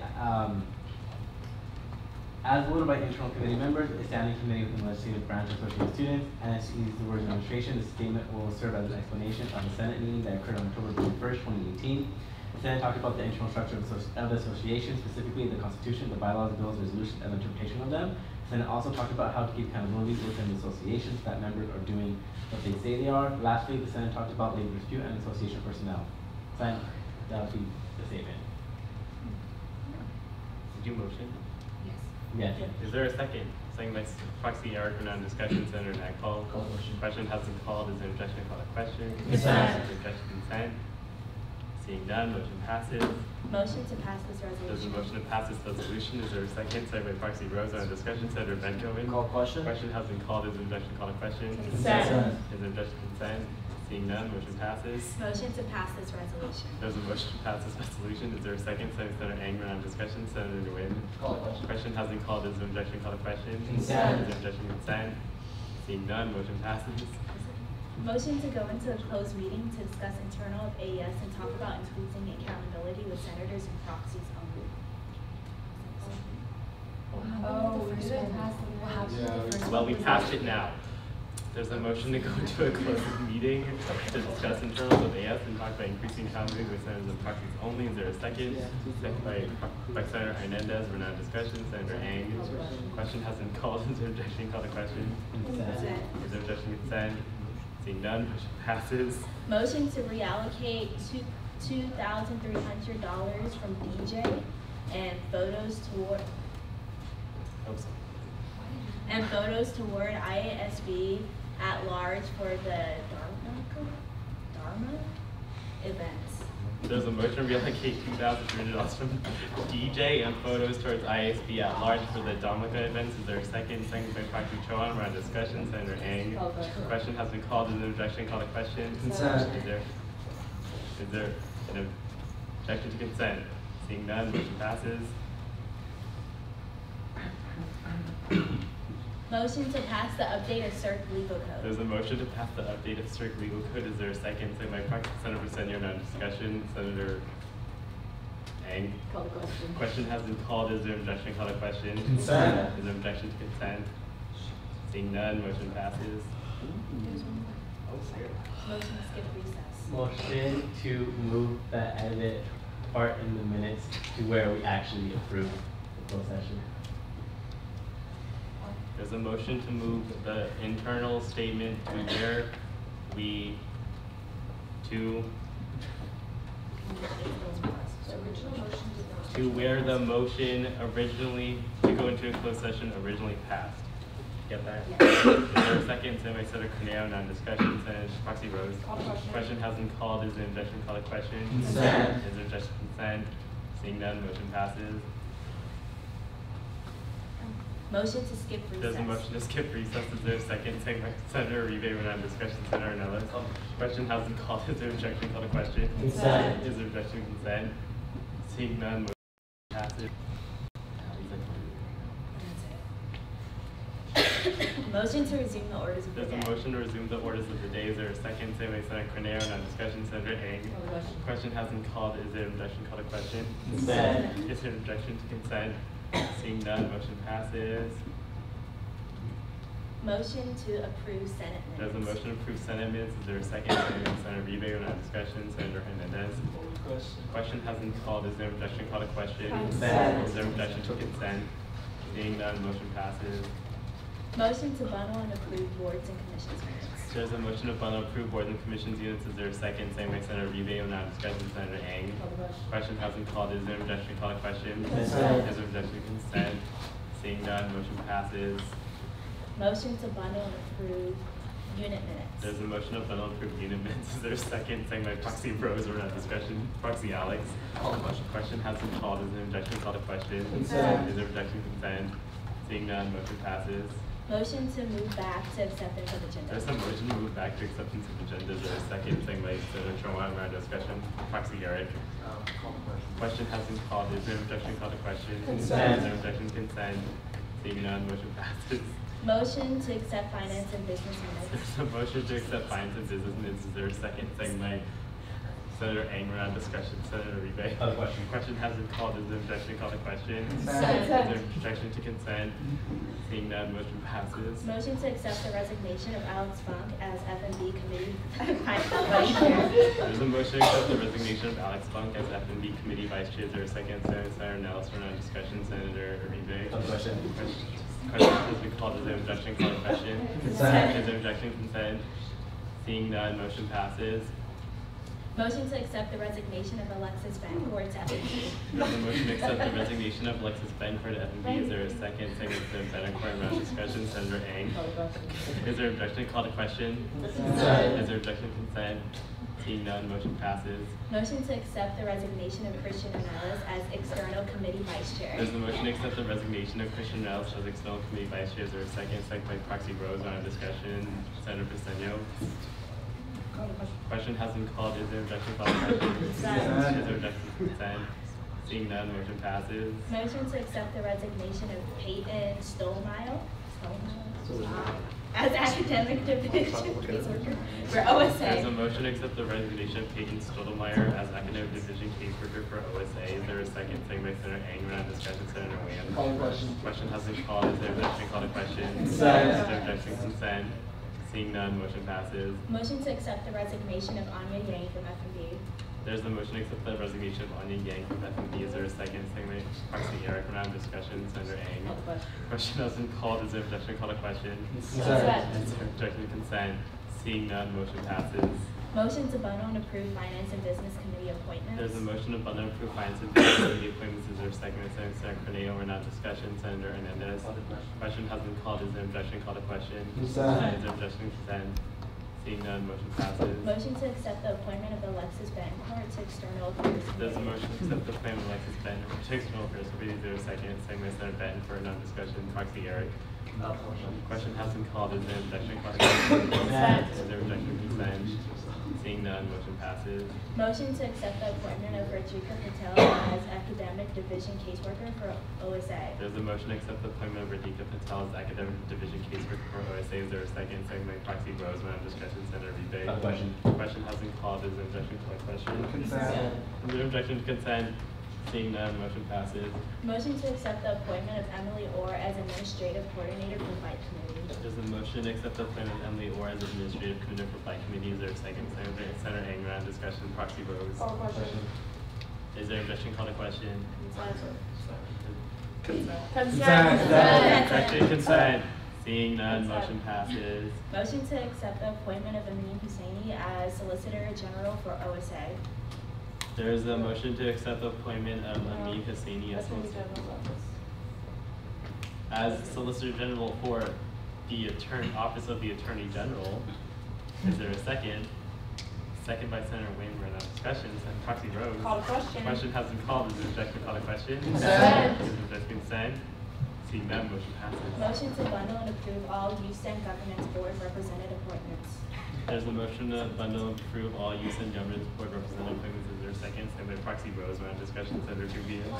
Question has been called. Is there objection? Call the question. Consent. Is there objection? Consent. Seeing none, motion passes. Motion to adjourn. There's a motion to adjourn. Is there a second? Second by Senator Briseño. On discussion. Senator Betancourt.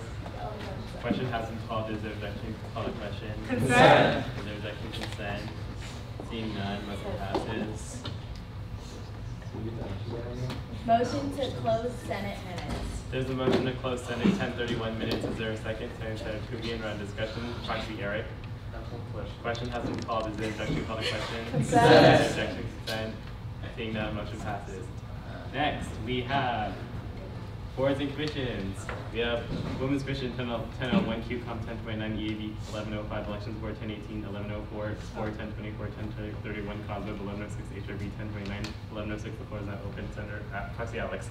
Motion to bundle and approve boards and commissions. There's a motion to bundle approve boards and commissions. Is there a second? Senator Anger on discussion. Senator Ben Cohen. Call the Question has been called. Is there objection? Call the question. Consent. Objection. Consent. Seeing none, motion passes. Unit minutes, BICOM 1031, CERC 1102, 1106, IBT 1105, CAP 1105, Coastal Fund 1106, TSA 1106, Zero Waste 1029, 1105, IBCRC 1105. Floor is open. Senator Corneo. Motion to bundle approve all unit minutes. There's a motion to approve unit minutes. Is there a second? Second by Senator Nagpal. Now discussion. Senator Eng. Call the question. Question has been called. Is there objection? Call the question. Consent. Is there objection? Consent. Seeing none, motion passes. We have finance and business 1105. Senator Proxy Alex. Motion to approve finance business 1105. There's a motion to approve finance and business 1105. Is there a second? Second by Senator Councilman Cabrera on discussion. Senator Proxy Deschal. Call the question. Question has been called. Is there objection? Call the question. Consent. Is there objection to consent? Seeing none, motion passes. Here you go. Just one more. We have the resignation of Daniel Ganlilio as polling analyst for OSA. Proxy Rose. I motion to bundle and approve all resignations of those. There's a motion to approve all OSA resignations. Is there a second? Second, Senator Anger on discussion. Proxy Eric. Question has been called. Is there objection? Call the question. Consent. Is there objection to consent? Seeing none, motion passes. We have the resignation of Zion Solomon as Senate liaison to AS Bike Shop. Senator Nagpal. Motion to approve the resignation of Zion Solomon as Senate liaison.